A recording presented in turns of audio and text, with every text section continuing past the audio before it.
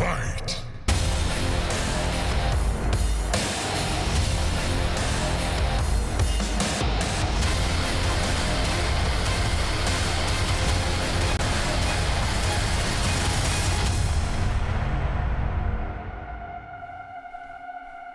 How's it going, ladies and gentlemen? I am Mustard. And I'm Ketchup. And you're about to watch Week 2 of the Mortal Kombat X Pro League presented by ESL, where we have a phenomenal week lined up for you. We really do have, unarguably really at the moment, the best of the international competition. We've got some of the best CIS players around. We've got Madsen and Foxy Grandpa making their return to the Pro League in Week 2. But before we get too much into it, we'd just like to introduce to you guys what the MKX Pro League is and what it means for these players.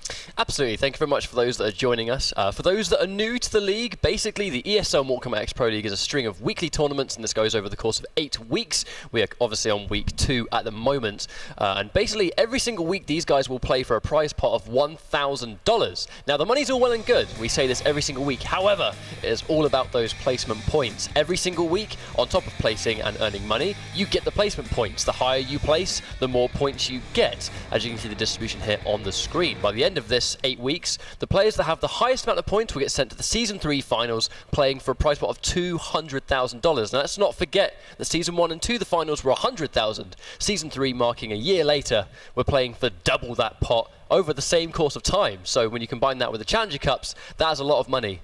Definitely the most these guys have been playing for in their entire lives. No doubt about it. So let's just have a quick look at the current point standings. This won't make too much of a difference for today, as the majority of the players here actually made top 8 multiple times, and we've already put their points on that they will get minimum today. So we can see Sakron really sort of steamrolling ahead at 125 points, Vladdy at his minimum 100. But then we have, you'll see Foxy Grandpa and Madsen right at the bottom. But if they go out round 1, that is where they will stay. They need to win past their round 1 matches today to really stand a chance to get back up to their top seeding positions that we're used to seeing these guys have. However, you guys watching at home, if you saw last week, you'd have seen we had a social media correspondent with us, and this week is no different. So I would like to introduce you all to Gaskin. Yep, hello guys, thanks for having me. Today I'm your social media correspondent, basically the Twitter guy. So make sure you follow us at ESL Mortal Kombat. We like to do it in unison, you see. If you want to get involved, make sure you tweet us using the hashtag MKX Pro League. If you want to tweet us any questions about today's games, about your favourite players, your favourite characters, even if you want to kind of talk to these guys, find out what they do when they're not playing Mortal Kombat, just get involved, give us a tweet. If you were here last week, you would have seen that we were doing a little giveaway as well with this lovely little bobble or wobblehead. We coined the term wobblehead. Yeah, we'll go with wobblehead, and actually it was won by Beth Beard. So congratulations to you, Beth. I believe Emma Beard, in fact. And how do I know this? Is it Emma Beard? It is Emma Beard, because I'm engaged to this woman, and I would like to say quickly before we get too much into it, it was complete random. She ended just like anyone else, and yes, she won. I found out this morning. Sky just jumps in, immediately being defensive, making it look even more suspicious. I kind of feel like I have to. Like, we're asking you guys to tweet hashtag MKX Pro League. Let us know any cool plays, any players that you're really rooting for. Don't be tweeting me saying, "Wow, your fiance won the bobblehead." That's a bit suspicious. Because today we have something even better to give away, don't we? It was your fiance. Yeah. Jesus Christ.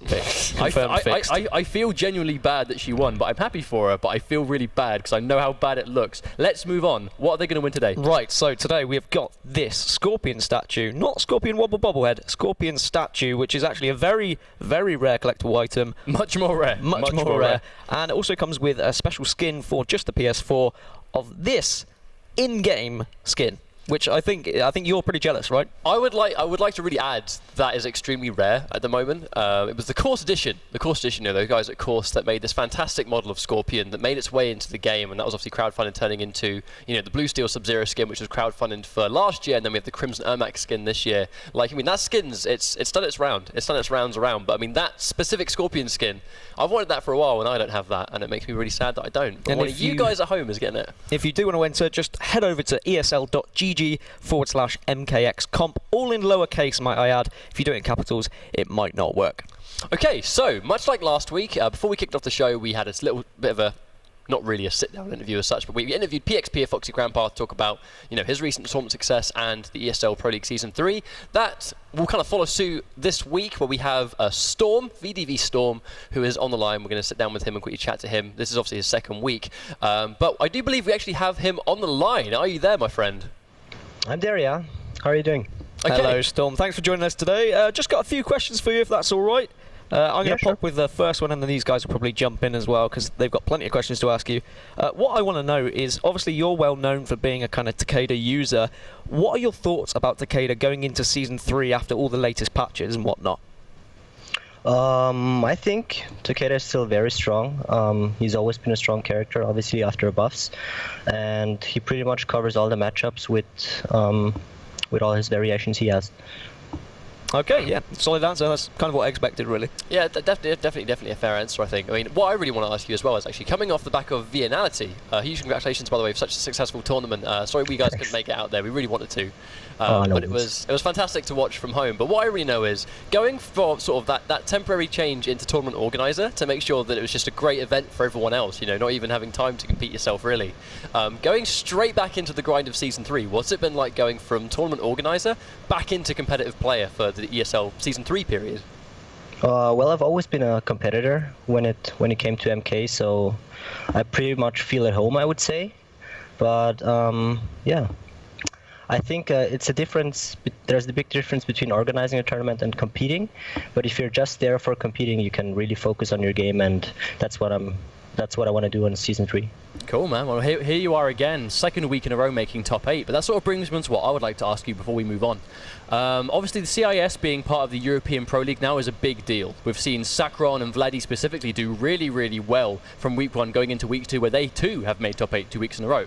So week 1 was definitely a CIS sort of dominated week, whereas week 2 so far, we've got sort of the top dogs of EU sort of back in really again. So do you think we're going to see CIS continue to dominate week after week, or do you think with the rise of the European top dogs sort of coming back in, that we're going to see more of a European dominated league, or do you think it's just going to be a big mix of both? I would say we're going to have a mix, but I'm pretty sure we're going to see at least 2 Russians every week because they're very strong players and they deserve to be there. Absolutely. Wonderful stuff. Thanks very much for your time, man. Best of luck with your top 8 matches today. Thanks. We are going to get things moving as soon as we can. Thanks very much, Storm. Cheers, Storm. Thank you very much. And once again, good luck with season. Well, this week, this is the second week in a row where he's going to be in the top 8. But going into today's bracket, as Mustard just said in the question we had for Storm there, where I think last week we had a lot of CIS players, very heavily dominated, definitely CIS heavy. Whereas going into week 2, when the graphic appears on the screen, you guys will be able to see that we have a nice mix of EU and CIS. However, it's actually more dominated by EU this week. The only 2 CIS players we have here are Sakron and Vladdy 7R.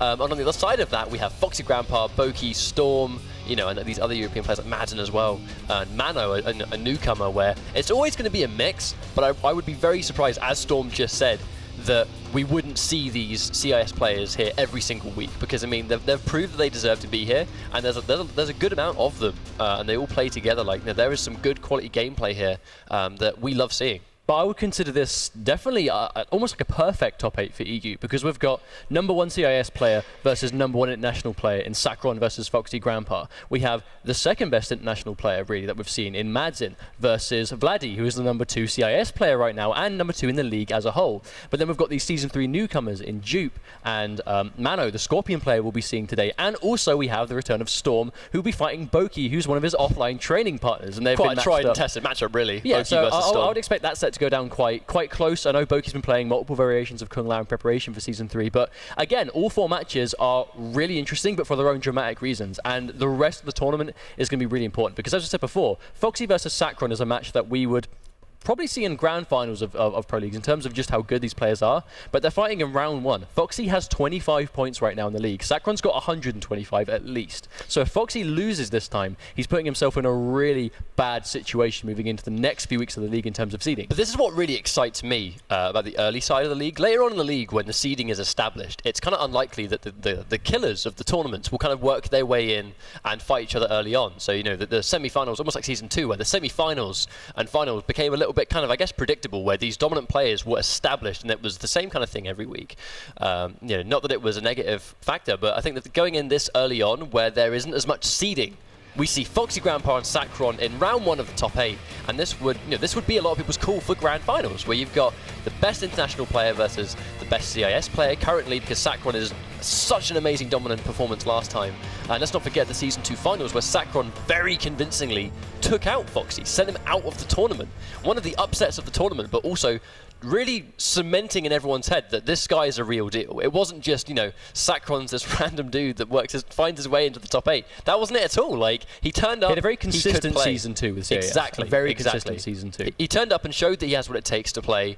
And, you know, the CIS guys themselves, I mean, after he took out Foxy, everyone's like, wow, I've never seen this guy before. All the CIS guys are like, well, we told you guys Sakron was good. Like, it didn't surprise the players that he is, you know, tried and tested from. And that's what I really like about the fact that EU and CIS are one league now, in that they have more chances to qualify, but also a bigger chance to really show the world what they can do.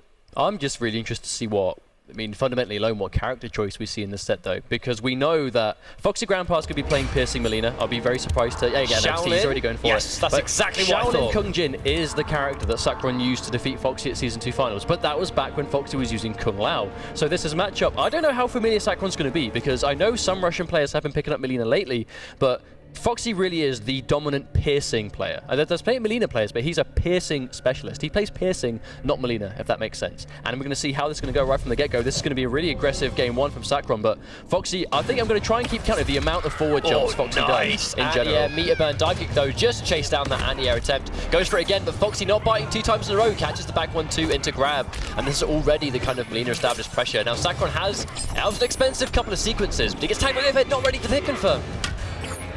Sakron doing a lot of down ones right now. Foxy getting that back one in. Going to start trying to stagger that for sure. But he's going for got a few throws in right now. But Sakron, that low chakra, that's what I think he may have picked Shaolin for in this matchup. Because that low chakra is going to really do a good job of contesting with that Psy. Which is the Psy neutral game is really stressful from Melina if you haven't got a good tool to deal with it. And almost gets the back one with punish, but will miss only just. Oh, Foxy ready for that roll hit confirmed. Sakron's not going to have a breaker. This combo isn't quite going to kill, but the restand situation is not great for Sakron right now. Oh wow, man, just interrupt him, but Foxy doesn't have a breaker available because no stamina, but a meter burn ball roll. Wow, Foxy usually saves that kind of reversal until right at the very end, but goes straight in. He's still fighting Melina, so you got to watch out for that meter burn ball roll there. Sakron gets caught. There's the down 3. Now Sakron did get a good read. What almost turned the momentum right there was when he got the good read on the staggered back 1 into the 2-2 max range back 1-2 catches him. Sakron blocking that good, getting some good meter build from Foxy, but Sakron forces him to break. But thing is, Piercing builds so much bar. She's gonna have so many breakers if she's managing it correctly. And wow, gets the throw to whiff punish just in time.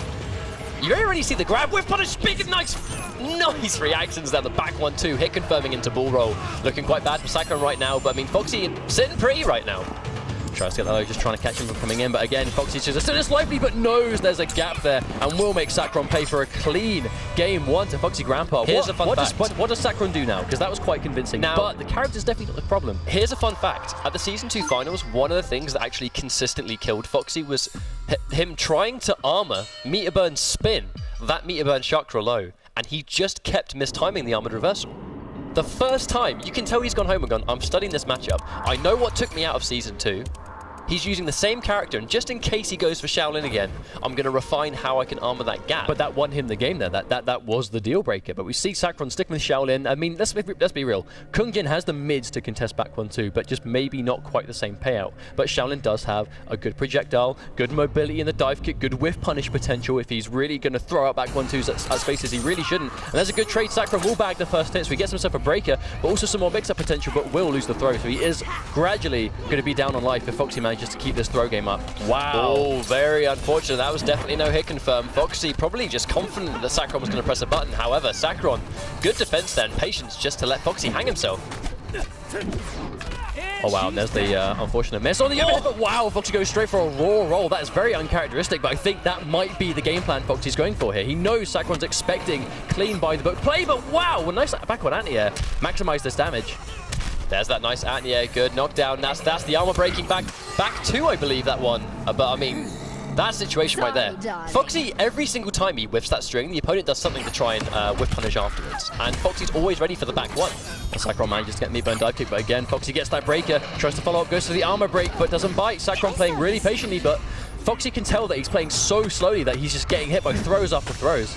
And there's that low profiling back 3, I believe. Oh, Foxy caught pressing button. Sakron's not going to get a lot of damage, but he is going to have him in the corner. That jump back 1 just to try and read. Doesn't get the NJP. Nice running grab, putting Sakron back into the corner. And no bar. This is looking quite bad. There's the armored interruption once again. Foxy with the reactions. I'm beginning to think that there isn't a string with a gap in it in the game. That Foxy doesn't know right now and takes the 50-50. Sakron guesses wrong, and that's going to be a clean game 2 if he gets this guaranteed chip. And wow, that was quick. Yeah. I'm getting really fed up of Foxy dropping that combo, because he never goes for that kind of Oki.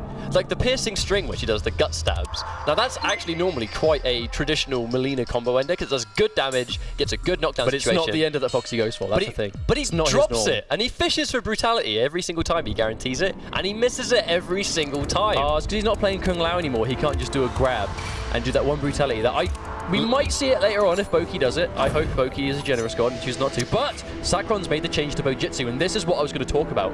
This variation of Kung Jin is my actual favorite variation to watch Sakron use, because this variation was very prominent and very dominant early in the game's life. It took quite a nerf originally to its damage, because it did hit very hard, but Bojitsu still hits like a truck on less meteor intensive 50-50s, but he still has really good mix-ups in the corner, but it's just a question of how Bojitsu is going to really make the difference against Piercing, because right now that's going to be a clean punish. I was about to say, now the problem is Sakron normally changes to Bojitsu when he's getting a lot of mileage out of the 50-50s, but isn't really getting much else off the neutral of Shaolin. Now the problem is Bojitsu, he isn't picking Bojitsu for those same reasons. He's still going to find himself having the same problem in the neutral, even more so, because now he hasn't got the low chakra. Foxy's going to be able to eat him up and zone him out from far away now, and just like that, Sakron's having a really hard time actually getting in. Match point, just like that. I don't think the Bojitsu pick was actually very warranted in this matchup. I mean, Shaolin definitely wasn't working for him, so I respect the attempt to change it up, but you kind of think, like, you're going to trade one set of tools in for another. Shaolin has the chakra to contest with the projectiles. But that couldn't have been what he wanted. But Bojitsu has the meter burn armored launcher, which, you know, Shaolin does lack, so maybe you can sort of stop him from doing the back 1-2 game, but again, I'm not sure if that was the answer. Sakron trying right now, getting some decent damage, 25%, but that was an expensive dive kick. He's got nothing now. Nice anti-air from Foxy, doesn't quite get it, but sitting on 3 bars of meter. Now this is danger territory. 1 X-ray. Sakron's going home. Oh, wow, that's death. That's death. Foxy's going to kill him. Foxy's going to kill him for sure. No, he drops the ender again, but at this point, it doesn't really start to matter. Sakron gets for down 1, misses it in time. What is he doing? What is this? Wow. What? And he's going to have to break. I mean, massive disrespect from Foxy right now. Just literally just fishing for a string that isn't even a mix-up in the neutral when you have infinitely better options, because he just wants the brutality, but Sakron not letting him do it. Oh no, but he misses the dive kick. Sakron completely out of bar right now. Has to be so careful. Anything at this point is going to kill him. And it gets that one anyway. Wow. Now, okay, Sakron is still sitting pretty at 125 points. Foxy is going to move on. But I think Foxy wanted to send a message. I think Foxy's like, yes, you are currently the #1 seed, but not only am I going to beat you, I'm going to do something I don't even have to do, because I am that confident I'm going to win this set.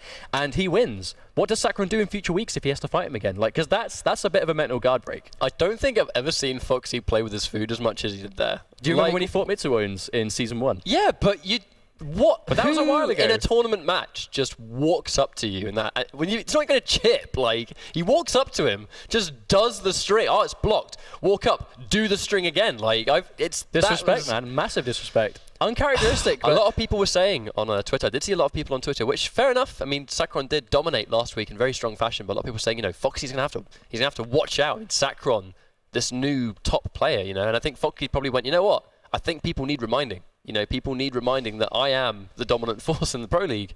So he comes in and, I mean, what that set was a mixture of Foxy being completely ready for the matchup and Sakron, to be honest, just getting overwhelmed. I mean, it's not like he played horrendously badly. He just, in this first 2 games, could not get anything going, and that was the problem. He couldn't get anything going at all.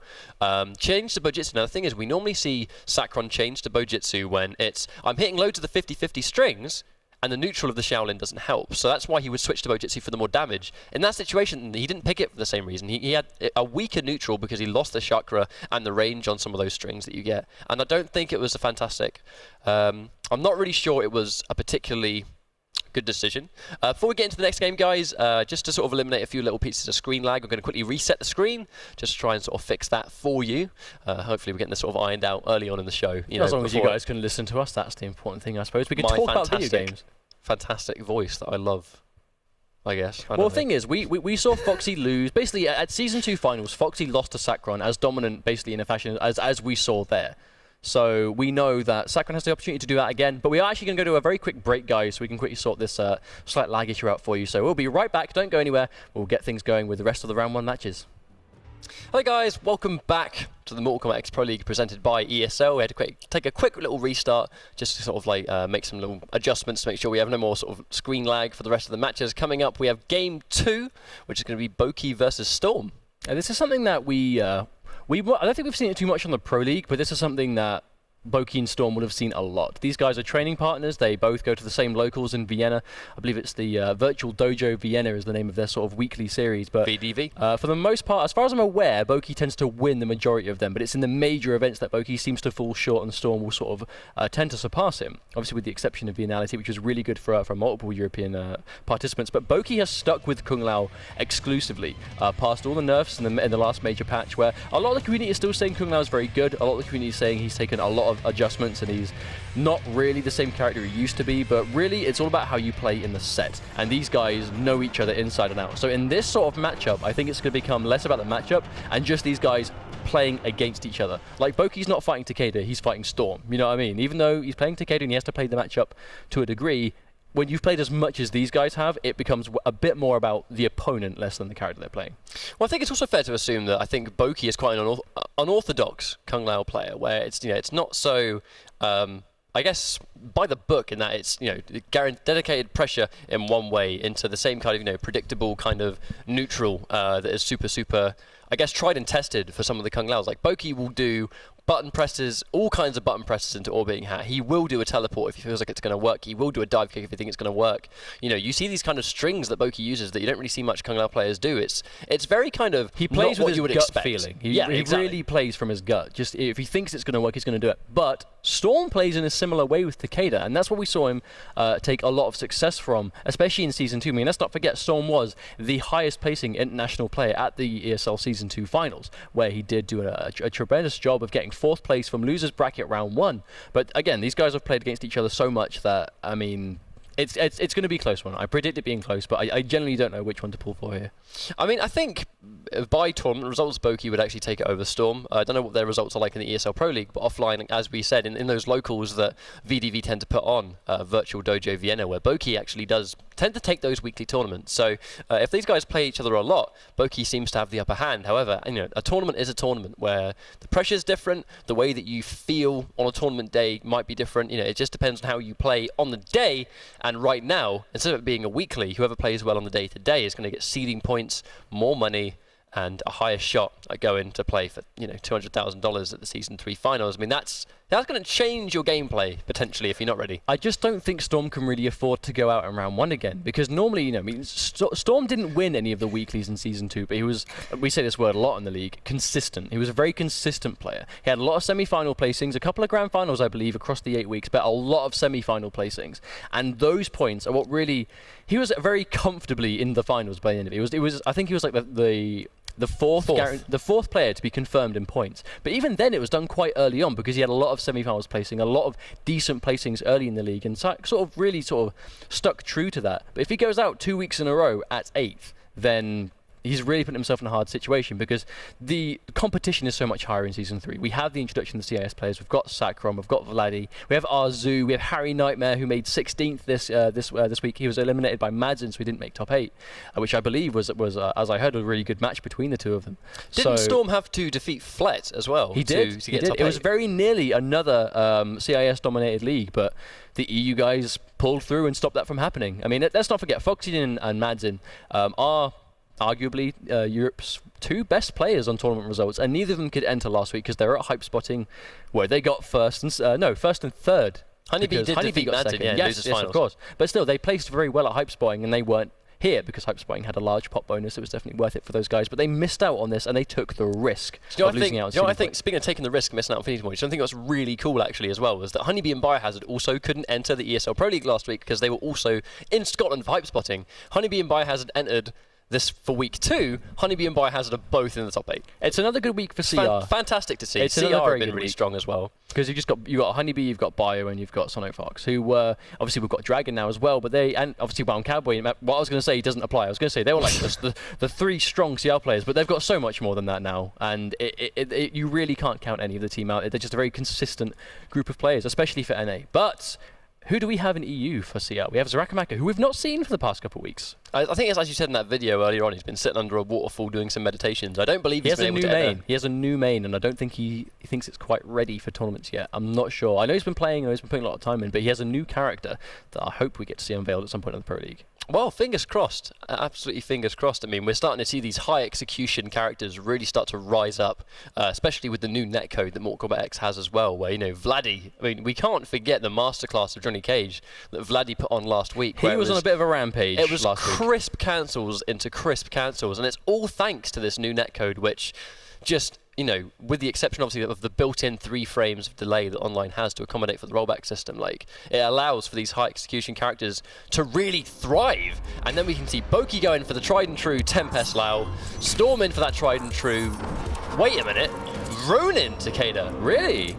Alright, so just to give some of you guys a little bit of information, Shiro Ryu was what Storm's bread and butter was. I have never seen him even use Ronin in casuals before. But I completely agree with the change, you know, the fact that maybe in this matchup, Ronin still has good pressure. You can still bait things like reversal spins if you think they're going to go for them, but Ronin gives you the option to, you've got the quick reversal, you know, if he's going to try and rush you down, you've got the meter burn down forward 1. Oh, tries to go in for the back 1, but Boki's going to sniff it out with his forward 2. He's going to beat it clean for the first hit, but already has him blocking. But he's going to try jumping out of that. But no, we'll get a full screen whiff punish, and that's the thing that Ronin, I mean, Takeda in general has to be really careful of whiffing these big recovery strings in front of Kung Lao, because Kung Lao can still chase you down. He still has a crazy amount of mobility. Now the problem is that was an extremely expensive sequence of attacks there from Boki. Now he spent all of his bar. A combo drop from Storm. Wow, these guys dropping a lot of combos right now. Looking quite bad. Oh, we're going to catch him with the projectile. Storm gets a little bit of a life lead right now. Tries to, I mean, Ronin's a lot about reads. You know what I mean? His pressure, a lot of it's guaranteed, but it's all about just trying to read how they're going to try and get out of it. But Broki's going to get a nice meter burn spin. Uses his only bar, but Storm has a breakthrough available, but also 2 bars for a reversal. Maybe some more pressure if he wants to, but no, uses it on the projectile, which is quite strange.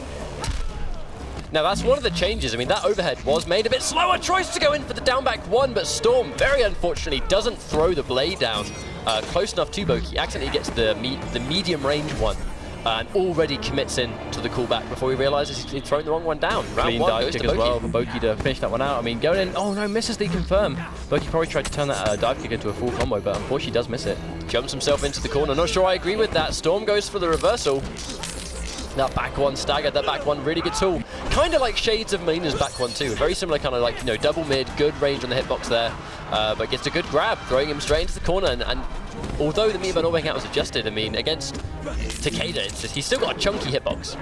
Now, I'm really not sure if I agree with the Ronin decision here, because Storm, I understand why he's done this, and he's been playing Takeda since day 1, so he'd know far better than I, but Bad whiff though, he doesn't get the punish. But we can definitely tell that he's nowhere near as comfortable with Ronin as he is with Shiro Ryu at this point. So, I mean, maybe a little bit more work, but if he wins this game, that's going to give him a lot of momentum and a lot of morale boost going into game 2, but has to be so careful. And Boki gets meter burn teleport, so he's really approaching low health right now. Oh, just slightly mistimes that, but this is almost chip territory, he has to be so careful. Good blocks for Boki, tries to go for the dive kick again. Storm has made many comebacks in the past. Here we go. Oh, it could be the one, but no, it's going to whiff the 2 punches, and it's going to whiff before the dive kick does punish it. I'm not sure if this Ronin is ready to defeat Boki right now. I'm not sure if he didn't seem very comfortable. He very much did not seem very comfortable picking Ronin in that situation. I just don't think that the execution was there. I mean, the thing is, Boki actually dropped a lot of combos in that game, but it was because normally when we see loads of combo drops and stuff like that, you would see Storm, especially using Shiro Ryu, where he would punish that mistake hardcore with a full combo into hard knockdown, into meter burn kunai, and you know, you will die for that one mistake. That's how Storm makes a lot of his comebacks. Now with Ronin, he hasn't quite got the same element. Ronin will potentially kill you on a single touch because he can keep you pressured, he can restand you. But that's not what we saw in the match. That's the problem. I'm not sure if Storm quite has the muscle memory needed right now to sort of do that. I mean, obviously getting and blocking the forward 1 is really important, but Boki's going to burn 2 bars right now. Expensive combo, but 40% nice damage payout. So one thing about Tempest Lao, I mean, Tempest Lao doesn't necessarily need to spend a lot of his meter to get good damage, to get to the overhead there. That could have been orbiting hat into 4-4 for big damage, just pretty much as I can talk about it. But that's one of the things of the matchup as well. Kung Lao so mobile. I was just about to say, you cannot whiff anything against Kung Lao's Takeda because he'll just run and whiff punish you all day with a full combo into knockdown, into pressure. Nice grab. I mean, normally you're so used to seeing Kung Lao players go in for established mix-up pressure. Like a grab is just kind of almost guaranteed in that situation, unless you make a super hard read. I mean, Storm just keeps finding himself in these situations where the dive kick is literally all that's needed to finish it out. I mean, in that case, not quite enough to chip, but even if a dive kick's going to chip you, it's almost impossible to avoid it because it covers such good ground, and if you can use it on reaction and really do a lot with it. But Storm just keeps finding himself so low on health that it's just really difficult to deal with a dive kick. Oh, and he runs straight into the orbiting hat. No hit confirm there, ready for Storm. Just commits into the back 1-1. Probably wasn't ready for it to connect at all. Oh, there's a neutral jump kick. Could have been a punch for bigger damage, but Boki at least gets the hit into the knockdown. Meteor burn, hat toss used there. Just gonna go for the grab instead. Storm has to be really careful though, because he's really approaching low life as well. Gonna keep his breaker. Boki not gonna get a massive amount of damage, but he really is starting to chip this away slowly but surely. There's so much respect here from both players. I mean, Boki was just ready there for some kind of reversal, because that's actually one of the reasons you actually would pick Ronin versus Tempest Lao, because you want the meteor burn down forward 1, which we've actually only seen a single use. That was only in game 1. And he drops it. Storm just, I mean, it sort of goes back to what I was saying before. I just don't think this Ronin pick and goes for the sort of desperation X-ray. I would definitely not stick with Ronin in this. I just don't think it's ready. I don't think he is. His Ronin is definitely seemingly not of the same standard of a Shiro Ryu. And again, Boki was dropping a lot of his confirms. Like, these were a lot of very, very weak hitting punishes. He caught dive kicks on a good read, not full combo because it would drop some of the follow-ups. Some of these, he wasn't even going for optimized damage after orbiting hat, like you would see other Kung Lao players go for. I mean, you need to start playing a variation that's going to hit damage. At least when he's gone back into Shiro Ryu is going to reliably hit like a truck every single time. At very least, it's going to do a lot of damage. I mean, yes, the whiff recovery is pretty crazy, especially against a character like Lao, who has a lot of whiff punish potential. But at the same time, I understand the Ronin pick. I just think he needs to work on it a little more before really bringing it here to the Pro League. Because his Shiro Ryu is world class, but his Ronin just isn't quite on the same level as the Shiro Ryu. I would definitely agree with that personally. And he goes in, dies, meteor burn reversal there from Boki, gets the corner repositioning into knockdown. Now here's going to come the pressure. It's going to be quite tricky for Shiro Ryu to really deal with that. Nice instant jump, teleport 3, just to kind of catch him trying to press a button to cross that up. I get some nice damage this time, 28%, but will drop the follow-up again, but Storm caught not blocking right. And I'm not sure if Storm's just kind of cashed out at this point. He really isn't fighting back as much as we normally see him. He's normally this sort of comeback king. But sort of 2 weeks in a row, he's playing quite slow in comparison to how he normally plays. Well, you kind of wonder, is this because these guys play so often? I mean, we know that Boki and Storm have played many, many, many times. I mean, they play in the same nice reversal uppercut there. Unfortunately, that's not going to start loads of sequence of damage there. Can't go for the cancel. Boki probably ready for the cancel, that just didn't happen. Oh wow, I'm genuinely surprised that completely misses, but good stuff by Boki. Realizes it's going to hit, uses both bars. Another 40% damage. Storm gets a good block on the back too this time, but oh, that's a good air-to-air. Storm not ready for the hit confirm though, and that's Boki, I think, is just going to take the trade. Almost gets a full combo, but doesn't quite get it. The grab is going to be decent damage in this situation. I mean, he's got the positioning, running in for orbiting hat. Storm just tries to press a button, and unfortunately is going to get sent home 3-0 by Boki. Now, I think you talked about how he didn't seem to have as much confidence fighting against Storm there. Oh, sorry, against Boki. I think it might be because these guys have just played so many times together. It just might be that maybe things just haven't worked in the past and he's reluctant to go for those options or something. But I think Ronin, he was on the right track. I mean, I would use, if I played Takeda, I would use Ronin versus Tempest, because you've got a pressure game which his only reliable huge way out of that pressure will be to do meteor burn spin, which is super, super unsafe. And again, Ronin's going to really punish you for doing if you block it. Exactly. You block a meteor burn spin, Ronin's going to get 40% punishes into restand, into pressure, into grab, or whatever you want to go for. And because you've got the faster reversal, if you go for a reversal uppercut in Ronin, it's quicker, so it's harder for Kung Lao to armor break, harder to deal with, and it would have been a good pick. I just don't think that Storm's Ronin is quite ready, but I do like the fact that he is exploring these other variations. I think Takeda, in my opinion, Takeda could definitely be a top 5 character in this game. It's just, you need to use Ronin and Shiro Ryu together to really maximize this character's potential. So we can see this must have been game 1, and right there, it was when I saw that play right there that made me sort of think maybe Storm's not quite as familiar with Ronin as you would need to be to really bring it to someone that you play that regularly, was when we see him having a breaker available with a health sort of, but you can make the somewhat of a comeback. It's only like a 20-30% deficit at that point. But when you use one of your bars that you need for a breaker to make that comeback, or to get that pressure, to get that armored reversal, and you use it on a meteor burn projectile in the neutral, which isn't going to even out the life, I'm not sure if it's, obviously I don't want to discredit Storm because he's a tremendous player, but I'm not sure if it's seen as desperation or if it's just not really knowing what else to do in that situation. Well, we're talking about unfamiliarity, and even in that first clip where Storm threw down the blade and tried to recall it back, and he unintentionally obviously did the medium range one rather than the close one. And it's just these kind of things that definitely do kind of scream unfamiliarity with variation, because it's a new move that you're not used to having to use. Although it's similar to the kunai toss, it's quicker. You know, the timing of which you have to hold towards the opponent to get the close one is different. It's not as instantaneous. And I've just got to say, it's not necessarily to do with the set, but I do like it when the final game of a set is ended with a fatality, because that's just more of a the MK fan and you sort of comes out and it's like, all right, this set's over, I suppose, let's move on. That's a good way to go about it. But before we set up our next set, I think we'd like to sort of throw over to some social media and see, have the people on Twitter been quite avid tonight? Yeah, there is a few responses. My favourite so far is from Emma Beard, who said, Beth is a nice name too, smiley face. Sorry about that, Emma. These things do happen. TQT said, Buff Unbreakable. I don't really know what that means. Unbreakable Sub-Zero. TQ, if it's coming from the second I heard the name TQT, I just went, this is going to be about Unbreakable Sub-Zero, isn't it? Yep, and lo and behold, it's exactly what you got. Yep. What Alex Perkins said, I'm really rooting for Saccron to take tonight and knock out Foxy early. Well, that didn't really happen. And then he said, maybe Storm will take it.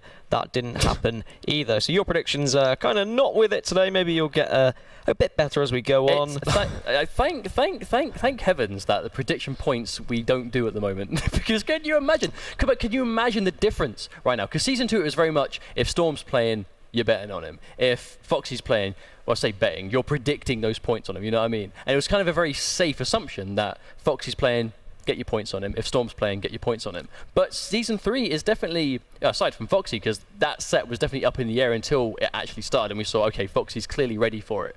But the predictions will be a little bit skewed right now in comparison to other seasons.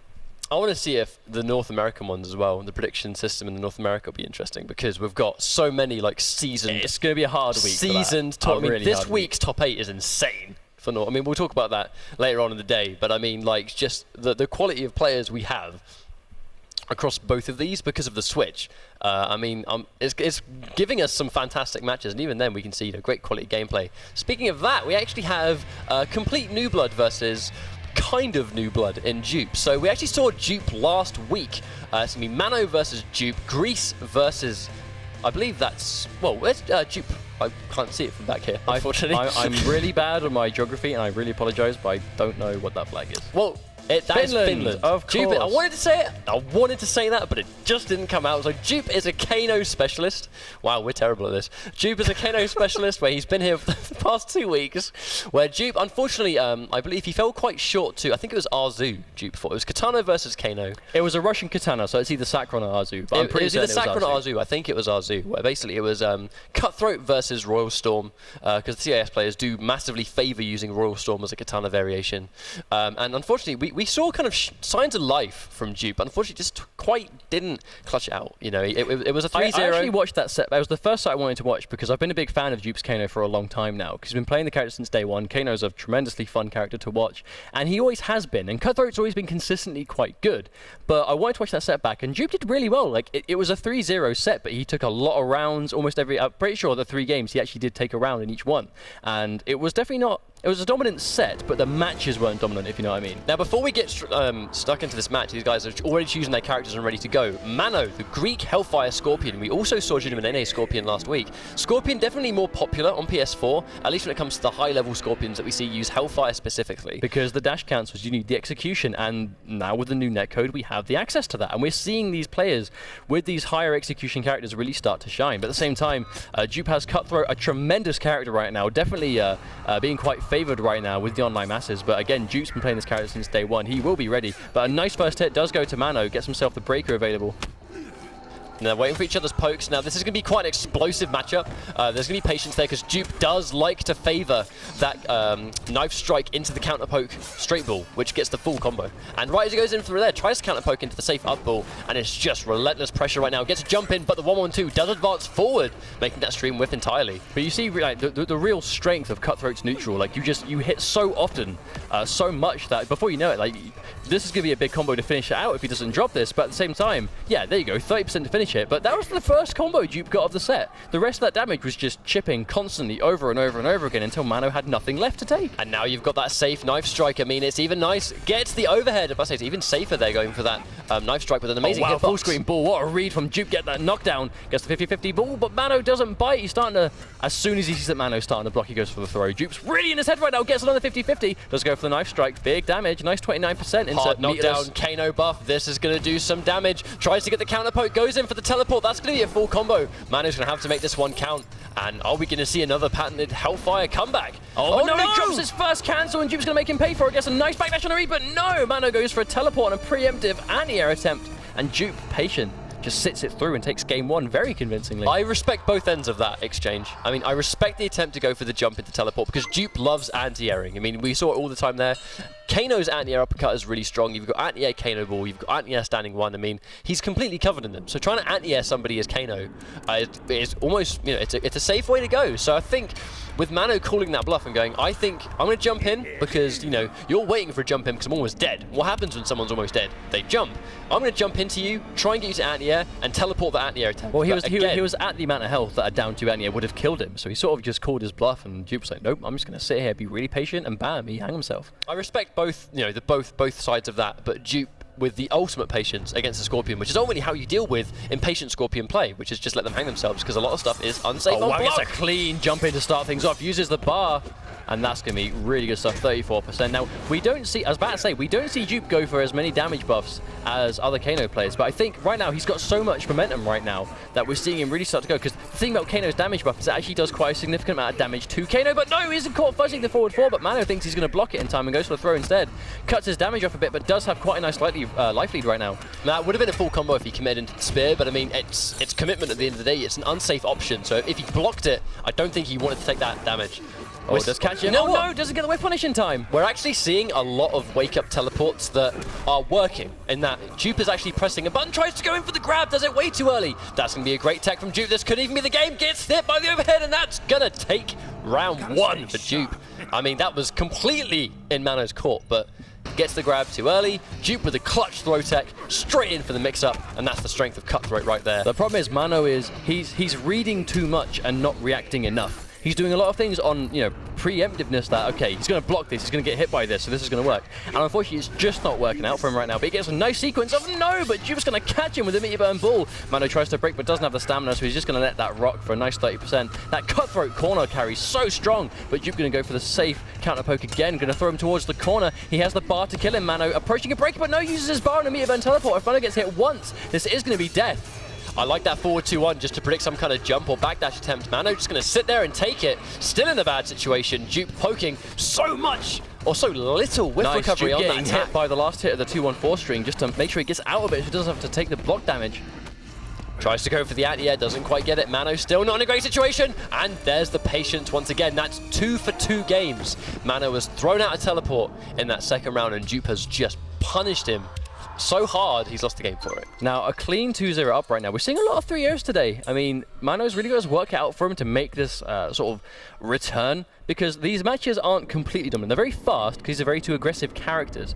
But we need to see Mano sort of start to, I think he's just tidy up a little bit, because he clearly knows what he's doing. We can understand why he's doing what he's doing. It's just Jupe is just getting that aggressive rush down, really making the most of the new safe down back 1. But we just don't see much answers for it from Mano. So Jupe is kind of able to just do what he wants at the moment. This matchup is going to be it's around in the neutral. Kano will beat you in the neutral because he has so much range and so much recovery. I mean, they both have fantastic down floors and low kicks, but because of that knife strike having so much range and recovering so quickly, it's very hard for Scorpion to whiff punish that.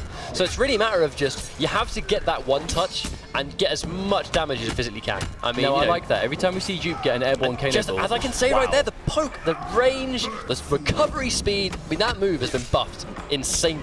Whenever we see Jupe get an airborne Kano ball knocked down on the corner, he always goes for a straight knife just to build that little bit of meter.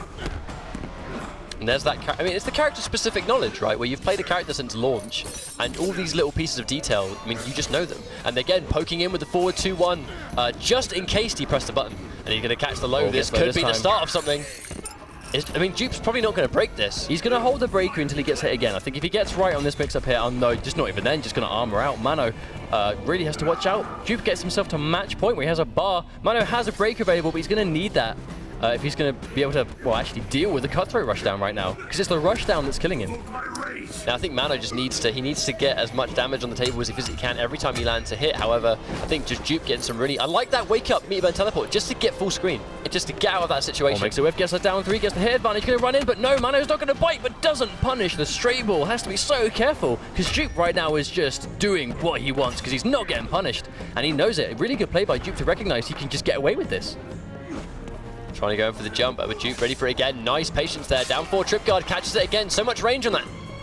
That's such a good move. Well, he backdashed with Kano's backdash, and then by the time it recovered, it connected. Just like that. That's how much space it covers, and a really unfortunate connection issue right now. We try and get this resolved for you. Looks like the match is still going on, just very difficult. But regardless, I mean, we see Kano backdash, and then after the backdash finishes, he goes to the down back 1. And when it finishes, he's where he started at the backdash. Okay, we are back. Sorry about that, guys. Mano was actually on the string there, making a comeback. Gets the interruption on the 1-1-2, but Jupe sitting on full bar. Tries to get it, jumps in. Nice break. Tries to whiff punish. We're going to see a counter poke. We are. One more hit. Is Jupe. Is it going to be 3 for 3? Oh, and he banks it. That's going to be a full combo. No, drops it. No, Mano. Oh, my days. He absolutely threw that away. Oh, no. Oh. No. The game was his. I mean, he got just a little had to bit... take it. I think he got a bit confused at the end right there because he punished the Kano ball when he was still airborne. And, I mean, the fact that Kano was airborne during that punish may have screwed with his timing a little bit. But I mean, one into spear, 2 into spear. Easy finish. A drop is a drop at the end of the day. Unfortunate. Wouldn't an uppercut have killed there? Wouldn't it? Yes, it would have. I mean, I'll have uppercut that's the standard MK finish. If a down 2 will kill it, do it. You can't miss a down 2 unless you're me at hype spotting. Yeah, I mean, that is one of the... But I shouldn't have done, because it's so easy. It's just you get the juggle and bam, This down was 2. Mano's first time making a top 8. Yes, of course. I mean, you know, congratulations to him for getting as far as he had. We saw signs of life there, absolutely, for sure. And he has bagged himself a minimum 25 points. So it's not like he's taken nothing from this placement. Really well played to him, really good stuff. Maybe just for next time, if he manages to make top 8 again, just work on the reads a little bit more. Because we saw it definitely started to tidy up towards the end. But that's when he started to drop things. And when you drop things, like we say, week after week after week, if you drop something, you lose the momentum, you lose the damage, you lose the positioning. Everything you normally need to just maximize when you hit your opponent, you lose completely if you drop. Yeah, I mean, it makes sense because I think there's also a factor of, it seems like I think Jupe kind of has something to prove this week. I mean, as I said, he lost, I believe it was Arzu. It was Arzu or Sacron. He lost in round 1 last week, and he needed to move on this week. He lost round 1 3-0, and I mean, for the same reason, Storm, we talked about how Storm couldn't really afford to lose first round both times because although 50 points is a great amount, it's not, you know, as much as you would get if you advance. So it's not a bad amount for week 2. That's the thing. Yeah, for sure. But the fact that Jupe has been able to move on and go from a 25 point now into minimum 50, I mean, he's now sitting on at least 75 points. If he manages to somehow, you know, whoever wins in the next set, we have Vladdy versus Madden. Whoever wins that, that was the drop. Down 2 would have killed him. Down 2 definitely would have killed right there. But I think Jupe needs these points, and he's always had a strong Kano. And since the buffs, I mean, that's one of the things about Kano, right? That we've actually talked about that quite a lot. What we've said. Kano now is the best he's ever been because not only did he receive those tidy little buffs that really, really helped him, again, his main competition got nerfed. Like the top tiers of 2015, kind of before Kombat Pack 2, his top competition all got downgraded. You know, so Kano almost like has kind of naturally been rising in the ranks of the same being as a solid Takeda, character. really. It's the same as Takeda. Same deal. So that leaves us with one more semi-final, a quarter-final, which is going to be Madzin versus Vladdy 7R. So Vladdy had a really, really, really strong week 1. He managed to take himself second place very convincingly. I don't think he was even breaking a sweat on the way to the Grand Finals, where he did lose 3-0 to Sacron, but his way to the Grand Finals was incredible. Very dominant on his way there. But Madzin, very much a powerhouse player. Definitely a crowd favorite. Definitely a crowd pleaser if you see this guy at any tournament. This guy pops off. He is the hype man. He is the German hype machine that is Madzin. He plays hype characters. He plays Kotal Khan. He likes War God. He likes Blood God. Blood God is probably his sort of crowd signature right now, I would say. But he plays Cyber Sub-Zero. He plays Sub-Zero across all variations. This guy has a backlog of characters. He plays Leatherface. I've seen him play Alien. He plays a lot of characters to cover all matchups. But Sub-Zero is his go-to boy. So do you think we're going to see him go to Sub-Zero today? I would definitely think so. I mean, just naturally in a matchup with A-list Johnny Cage, though Johnny Cage has a fantastic projectile, in a matchup where Johnny Cage naturally wants to be really, really aggressive, Grandmaster's going to do a good job kind of shutting that down, really. I mean, the clone in the neutral, the clone in the corner as well. I mean, it's just, in a matchup where Johnny Cage wants to get in and start applying those run cancel mix-ups that, again, we saw Vladdy just nail time and time again because of the new netcode, just allowing these high execution characters to thrive more than they could before. We saw Vladdy put that into use just immediately within week 1. Now, I think he's also, one of the things I want to add is that he's a very patient player. You normally don't see Johnny Cage players be patient. They're aggressive, they want to get in, they want to win. But Vladdy, against many of his opponents, he would use his high execution to punish things and to take advantage of when the opponent was just impatient. And he would just sit there and block. You never see a Johnny Cage just sit there and block, but Vladdy finds a way to do that. But if there's one thing that got him a lot of results, you know. But on the back of what you just said, if there's one thing Sub-Zero can't do, it's return a life lead. If he hasn't got the advantage in health, he's not got really any options at all to chip you out from full screen. So if you've got the life lead on Sub-Zero, then there's not a lot Sub-Zero can do to get that back without going into your range where he needs to get you blocking the forward threes, where he's going to start going for the dash cancels. And Johnny Cage has the force balls to get through clones. He has meter burn kick to get through them. So I'm not sure what answers Cage has specifically for the clone in A-list, but I know that Sub-Zero doesn't have the greatest of options getting in on A-list either if he needs to. Because if you're against a patient A-list who's going to sit on a life lead and go, right, I've got more health than you, it's time for you to come to me, then Sub-Zero is going to struggle to do that. But if you're against an impatient A-list, which we know Vladdy is not, he is willing to sit there and really wait for you to kill yourself. I mean, but Madsen is a player, again, like I said before, he plays with his gut. He really goes with what he thinks is going to work. He understands the game at a technical level, and he knows what he should and shouldn't be doing. But sometimes he will just throw the book away and just go, nope, this is going to work, and I'm going to do this, and it works. Or sometimes there's always the chance that something just won't be expected. I mean, like, when you're fighting against someone like Sub-Zero, it's very unsafe to go for like a slide completely in the neutral, right? Mm-hmm. Yet, how many times do we see it work? How many times do we see these unorthodox decisions just work? You know, full screen Johnny Cage shadow kicks that just hit. Full screen Sub-Zero slides that just hit. Like, it's if you make a decision and go, right, I know now this option is going to work, and it works, that's it, bam, you just made a read. Well, it's almost like the fake out when, if you're thinking you're full screen, you're sitting against Sub-Zero, he has nothing aside from a slide at full screen to actually reach you, right? Just to even hit you to start things off. So you only have to block low from full screen. You will know that and not be blocking low, thinking he knows this is not going to work, so he's not going to do it. And then bam, the slide comes out. I would be very interested to see how this matchup goes, though, because I mean, I haven't actually seen Madsen fight a really, really strong Johnny Cage in a very, very long time. So we know that CIS has some good Grandmaster players out there. Shouts to Flet, who has a really strong Grandmaster as well. These guys are going to have the experience as well, so let's see what happens. And there's that whiff punish attempt. Now, I like that. That's one thing the CIS players do a tremendous amount of, is they like shimmying back ever so slightly and then doing an advancing normal immediately, trying to catch a low poke. He knew Madsen was going to go for the down 4, and he tries to go for the step back into 4-3 to punish, but he does miss it, but Madsen's going to get him exactly where he needs him. So Grandmaster has you cornered, but doesn't fuzzy it. Going to get massive damage from this. Ouch, just because he didn't block low in the neutral on that 1-2. And blocks the kick as well, manages to make the most of the frame advantage somewhat, but Vladdy caught in the corner between a wall and a hard place. Madsen as well, going to keep him there. That's quite risky though, going for that, because I mean, the meter burn shadow kick, although it would have gone through the clone, I mean, you can still neutral crouch it, I believe. So the fact that he's -4, yes, he's safe, but he still could have got whiff punished there completely by Madsen, who, when you're sitting behind a clone, it's even less risky to go for that neutral crouch in the corner, because you've got a clone right in front of you. Now, this is a dangerous situation to be in. I'm sure Vladdy's telling himself, okay, right, so it's going to be quite hard for me to approach Sub-Zero, but as long as I stay out of the corner and don't lose a life lead, I'm fine. But as soon as that happens, you are struggling. And Madsen was actually saying earlier on, that's the sort of the main tech he's going to go to, is meter burn clone to get around the aggression. And he just saw Vladdy ran straight into it. So Madsen correct on the predictions, but it's going to go under the clone, which is good for Vladdy. Going to catch Madsen blocking right now, but Vladdy going to build a huge amount of super meter for that at least.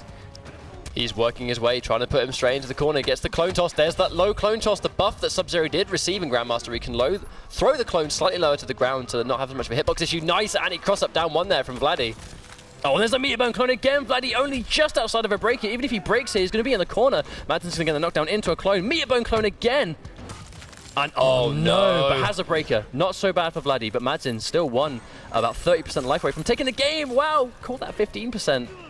And that's game over. Game one nice is going to go to confirm from Madden. Oh my days, and a new brutality finish. Thank you, NetherRealm, for giving me a new finishing move. I'm going to punch my chest and his head just flies off. Like, I don't even know why that happens. It just does. Didn't even know. I mean, to be fair, if you are frozen solid and you get punched, something's probably going to fall off. So I can imagine that's going to cause some tremors through you. I really think that Madden played that matchup perfectly right there. I mean, the meter burn clone just to go through those run cancels. No slides as well. 0 slides. Well, when you're Grandmaster and you're trying to deal with rush down pressure, why would you go for the slide when you can go for the clone? I mean, the clone is safer. Full combo on hit because, you know, it freezes the opponent when you get safe the good chip read. damage if they're not going to go through it at the exact same time. Exactly. Really smart stuff there. You don't really see Sub-Zero players really relish that meter burn ice clone. But again, some of these characters, it just seems so crucial. We saw in Season 2 where it was Dragon's Fire versus Grandmaster. We saw it over and over and over again, just constantly. Oh no, Vladdy's going to use his first bar, and Madden gets the first hit bonus. If Vladdy gets cornered, this is going to be really hard for him to come out of. And just like that, he's blocked his way into the corner. Oh no. That's going to hurt. Big damage. Here comes the corner freeze. And that's going to be a hard knockdown into a free clone once again. Go throw, down 3 throw. That's the taco tech. But Vladdy does manage to miss it. On a down 4 recovery frame is good for Madden to miss it, but no, Vladdy's going to block the back 2 in time, but that is going to go straight into the clone. I'm not sure Vladdy's too familiar with Sub-Zero. He definitely looks a little bit lost. Oh, tries to get the jumping kick. Tries to go for the jumping kick again just to chew up that down one. So much damage on that clone shatter. Round 1 to Madden. Now Madden spaced himself so well right there. So that was like max range of where the shatter would actually shatter the clone. But going to catch Vladdy, but nice. Just has to burn the bar just to get out of the corner. Going to keep it mid-screen now. Gets Madden blocking, but Vladdy is starting to block after his own. He's starting to hesitate and block after his own guaranteed block pressure because he's trying to bait Madden into using armor. But Madden's got a life lead. Madden has no reason to be hasty. Madden is basically doing to Vladdy what Vladdy did to everyone last week. And Vladdy needs to really sort of go back to himself. And no! Again, goes into the nut punch. We're going to keep himself safe. But Madden's not even going to try and press a button. Just going to wait for him to use his bar. So he has so far away from a breaker. The interesting thing here... Oh, no. No. The interesting thing right here is that... Oh, no stamina. Fortunate for Vladdy that Madden doesn't manage to finish that off. But when Vladdy hasn't got any bar, he has no option for the clone unblocked. He just kind of has to sit there and take it. Tries to go for the toss. Is he going to meter burn clone once again? Doesn't quite get it. I think he definitely thought it was going to do much more damage. Very bad. Cool. Jumps into the back 2. And, I mean, to be actually, the damage of that down 2 surprised me. I definitely thought that was going to kill, but it did like half the damage I thought it was going to do. Madden, I mean, here's the interesting thing about this matchup, right?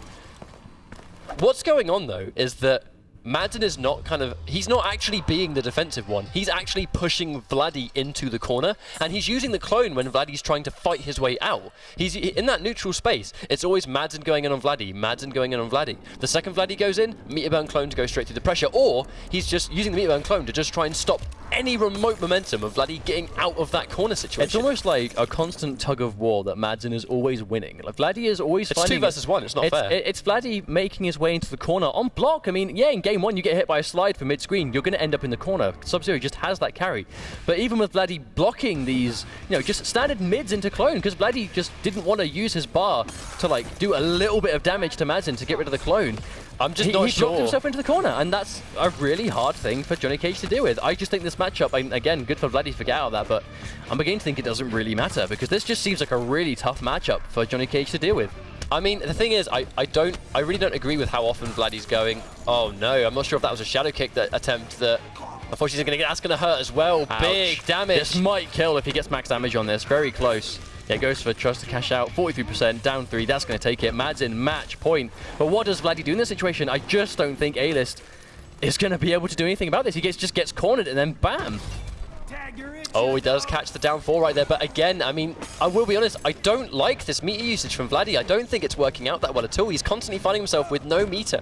And there we go, Madden. Normally, the only sort of damage Vladdy was getting right there. I mean, that's going to punish the clone and push him out, but it's not doing a whole lot for him. It's just a really bad situation for A-List because he uses meter burn shadow kick to get out of the clone. Has to use stamina to catch up to him after he kicks him away so he doesn't get sitting behind a clone again. Oh, but because he's used stamina to catch up, he doesn't have stamina to reinforce any A-List game. Oh, gets that down 4, and he gets the meter burn reversal. Madden, just like that, and he's going to go for the noob Cybot faction kill. This is the first time we've seen him do this in literally like 5 months. And goodbye to the flesh. Skeleton remains. that goodbye to the flesh sounds like a really, really bad death metal band name. It sounds like a song Madden would listen to. It does actually, doesn't it? It does for sure. I mean, The thing about that matchup was, I think, for me, after watching those games, Vladdy's big downfall there was spending all of his meter on those meter burn shadow kicks that, to be honest, they weren't doing much for him. I mean, you're spending all of your meter. It's your only way to deal with the clone. And instead of just waiting for certain strings, I mean, obviously I don't play Johnny Cage. I don't know if Johnny Cage can meter burn shadow kick to punish 1-2-3 clone on block, or, you know, back 1-2 or forward 4-2 clone. Like, I don't know if meter burn shadow kick can punish those. But instead of preemptively using the shadow kick to just try and hit him in the neutral like he was doing, if you're going to go for that punish, like there, if you're going to go for it, use it as a punish when it is guaranteed to work, because if you punish the clone on block with meter burn shadow kick, you're going to send him full screen. You're going to naturally push your way out of the corner. Like, I don't know. I think he was spending a lot of meter where it was really hurting him to do that, for sure. I think, before anything else, though, it came down to character choice. Because, let's be real, historically, that's been quite a bad matchup for Johnny Cage. Like, at the MK9, Sub-Zero wasn't a tremendous character in MK9. You know, a lot considered him to be quite, you know, one of the weaker characters in the game. But Johnny Cage was definitely not. But that was still a matchup that really sucked for Johnny Cage. You know, let's look back to that. I'm not sure if it's the exact same in MKX. You've got the variation system, so stunt double, I'm sure, will have a better job dealing with it with the clones.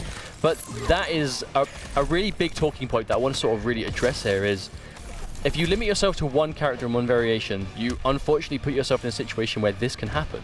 Let's say, for argument's sake... I think stunt double might do better. Yeah, exactly. But let's say, for argument's sake, that's a really bad matchup, and Sub-Zero Grandmaster destroys A-list Johnny Cage. I'm not sure if that's exactly how it works, but let's say, for argument's sake, that it does. As the Johnny Cage player, you have access to stunt double, which is a variation that does, again, for argument's sake, let's say stunt double does better. Or you have access for a completely different character, which might deal better with Sub-Zero. We've only seen Vladdy play A-list Johnny Cage, and if he didn't swap in that situation, I'm going to think he doesn't play anything else, and A-list Cage is his jam. And that's it. That really is... And there's nothing wrong with that. He has a tremendous A-list and he does really well. But he fights this bad matchup and there's nothing he can really do about it. Then on the other side, we've got Madden, plays Kotal Khan, plays Cyber Sub-Zero, plays Sub-Zero, plays all these characters and has the option to never play a bad matchup because he's put all that time into it. But we are at the end of our quarterfinals. Before we move on, do we have any cool comments on Twitter? Yeah, there are a few, but first, if you weren't here at the start of the stream, we are actually giving away this amazing Scorpion statue. Very rare. These guys are really jealous. Even I'm jealous, actually. I am really much It's so. the skin code I'm jealous of. It also comes with a skin code. I can actually see the code. I'm not going to show you that. It's just for the PS4, so it's not for Xbox, obviously. But that is there. You have to go to esl.gg/MKX comp, all in lowercase, please, because I don't know what would happen if you did it in uppercase. The world might explode. Absolute chaos. Tweets. We have got Emma Beard said that Scorpion feels bad, man. I presume that was to one of the earlier games. Alex Birkin says Madsen to win, and then he runs and hides because he's got 2 predictions wrong, but he got that one right. I mean, to be fair, that was a good set. That was a nice way to recover. Is 2 wrong ones, and then Madsen wins, which is going to move you on to the semi-finals. Good old Madsen to save the day. So if you do want to get involved, guys, just tweet us using the hashtag MKX Pro League. We'll read out what we can. I'll read out what we can. Any questions for these guys? Any questions for me? Whatever you want to say, I'll try and get them read out when I get the chance. All right? Cool. Thanks very much for that, man. I mean, this is the first set of matches. So we have the 2 semi-finals up to go, and then whoever's decided for the grand finals will go into that in due time. So we're going to go and throw to a quick break, guys. Don't you go anywhere. Where we're going to have Foxy Grandpa versus Boki. Almost forgot it for a second. And then we're going to have Madsen versus Dupe. So we have some fantastic games. See you guys real soon.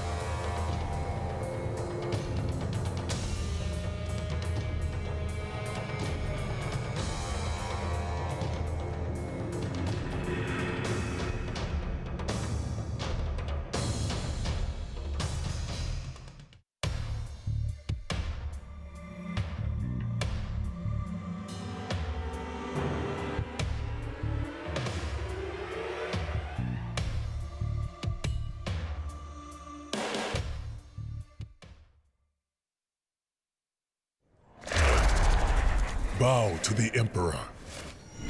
I'd rather go a couple rounds. As you wish. Kotal Khan, the Aztec warrior. Hailing from a realm merged with Outworld, Kotal Khan is the last of his kind. Worshipped by the Mayans as a god of war and the usurper of Melina's rule, Kotal Khan, the Emperor of Outworld, will destroy any threats to his empire.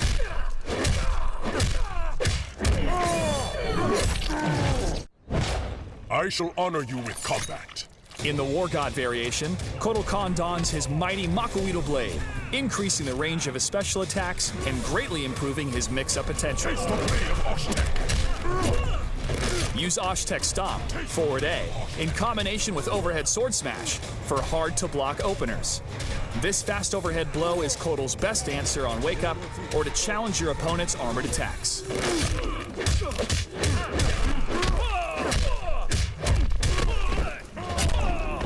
Then come at me, little dove. In the Sun God variation, Kotal Khan invokes Solar Fury to grapple and sear his enemies on the battlefield. Sun Choke, down back Y, is a powerful command grab that stacks up to 3 charges, increasing his damage output.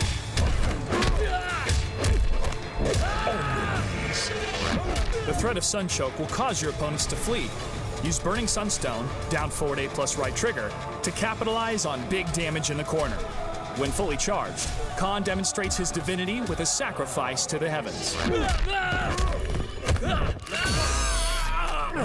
You have chosen death. In the Blood God variation, Kotal summons different totems to increase his offensive and defensive capabilities. The Obsidian Totem, down back Y, reduces damage received and increases meter gain from chip damage. The Crystal Totem, down back X, increases Khan's damage output, pummeling your opponent with a single opening attack. Use Tenchali Rush, forward X back Y, to give Kotal enough advantage to summon a totem of choice mid-combo, and save your super meter for enhanced air throws and burning sunstones. Kotal requires patience and strong spacing. Use Rising Fist, forward Y, to quickly advance and launch your opponent. Most of Khan's combos are similar across all variations. Unleash the Offensive Crusade with War God, the Scorching Grip of Sun God, or Conjured Magic in Blood God. Outfox your opponent with Mace Parry and an X-Ray finisher.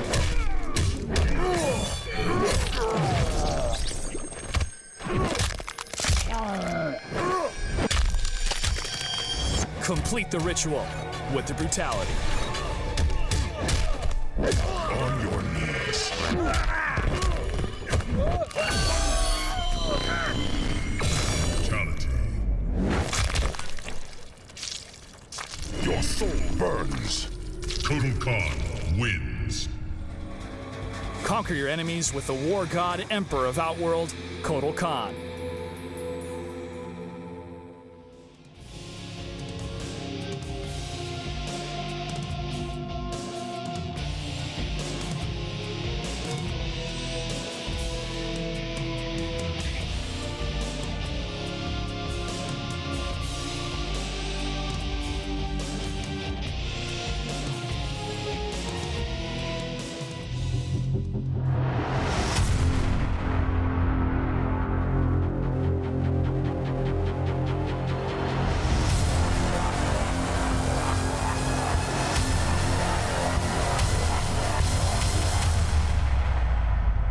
Fight!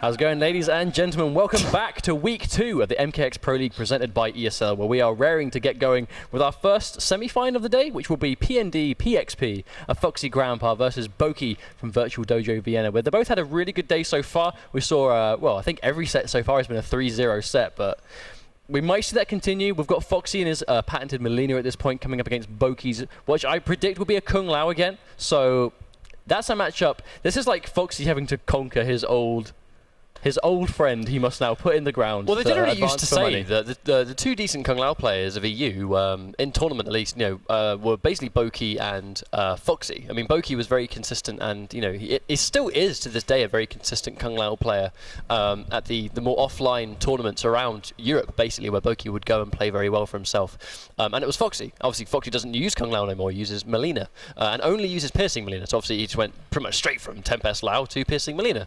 So it's basically going to be, I think, for me, it's a matter of what variation is Boki going to use. We know he's going to use Kung Lao, but we don't necessarily know if he's going to use Tempest or Buzzsaw. Or even Hat-Trick, who knows? It's funny you say that Foxy doesn't use Lao anymore, because I've actually spoke to Denim about this, Foxy about this for quite a bit. I was like, Foxy, you played Tempest, or you played Kung Lao really in general for so long.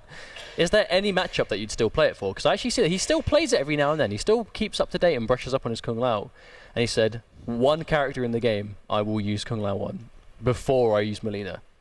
I'm not going to say who that is. I'm going to wait and see if we see that character at some point during the Pro League. But there's one character he will still use Kung Lao for. But we haven't seen it yet in the EU Pro League, so we might never see it. Alright, guys, so as you can see here, we have a Foxy Grandpa versus Boki, then we're going to have Dupe versus Madzin. Unlike last week, where it's pretty much just CIS, with the exception of Jin Manene, who won his first set against Harry Nightmare, it was 3 CIS and 1 EU, and the Grand Finals was a very, very, very convincing CIS-only final. The 2 CIS players, Sakron and Vladdy, both fell this week to Foxy and Madzin. Like, Foxy took out Sakron 3-0, and Madzin, in the set that we just saw, a really, really crisp Sub-Zero gameplay. I want to add, like, Madzin versus Vladdy, where it was just a matchup that I hadn't really seen before. But, Madzin and Foxy coming back to kind of remind us that they are very dominant players still, and I'm glad to see it. But no doubt we'll see Vladdy and Sakron come back. Absolutely. I mean, they very convincingly made their way in. I think Sakron narrowly beat Nivek. Nivek very nearly beat Sakron this week, as far as I understand. But he managed to pull it through, and here he is for a second week in a row. I think, sort of going into Madzin versus Vladdy just for a second more. We're going into the versus screen of the game now, so we see who the players are going to be picking. But when we saw Madzin, that wasn't just Grandmaster standard stuff versus A-list. That was... Madzin had a lot of knowledge on that, like just his use of meter burn clones above all else, and that's the sort of level we need to see moving in. Because let's remember, these guys, they're not playing for 100k anymore. 100k was an incredible amount of money. They're now playing for double that in $200,000. We've got the Challenger Cups every week.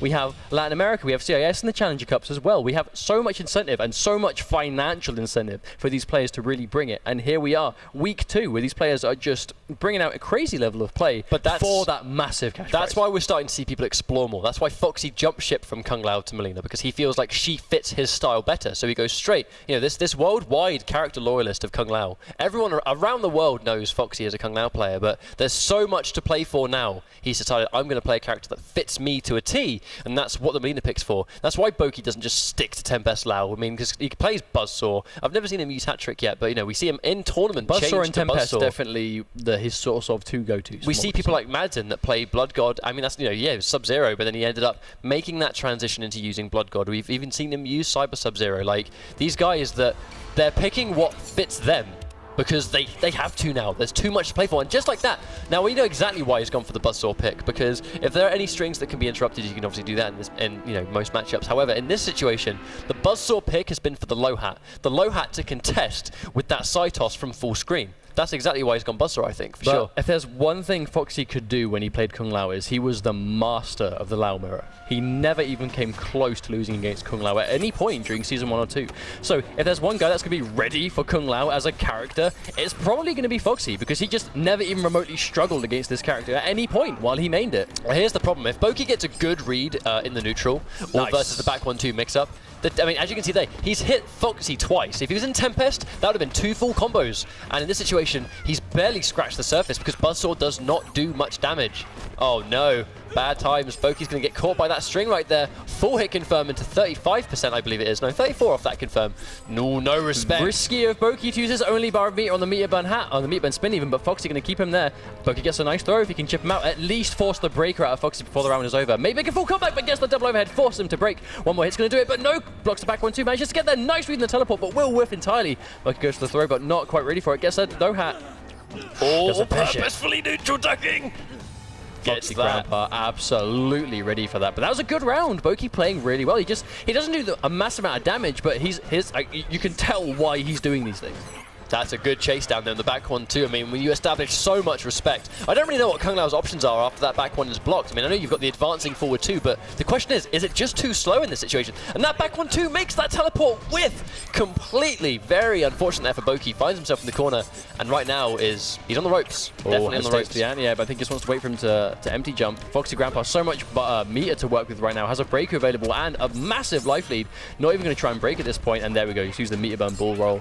I mean, even that was quite unnecessary because he just didn't have a lot of health, but Foxy Grandpa just goes, no, you're going to press a button, bam, wake up attack, there you go. 1-0. Foxy Grandpa, very convincing over Boki right now.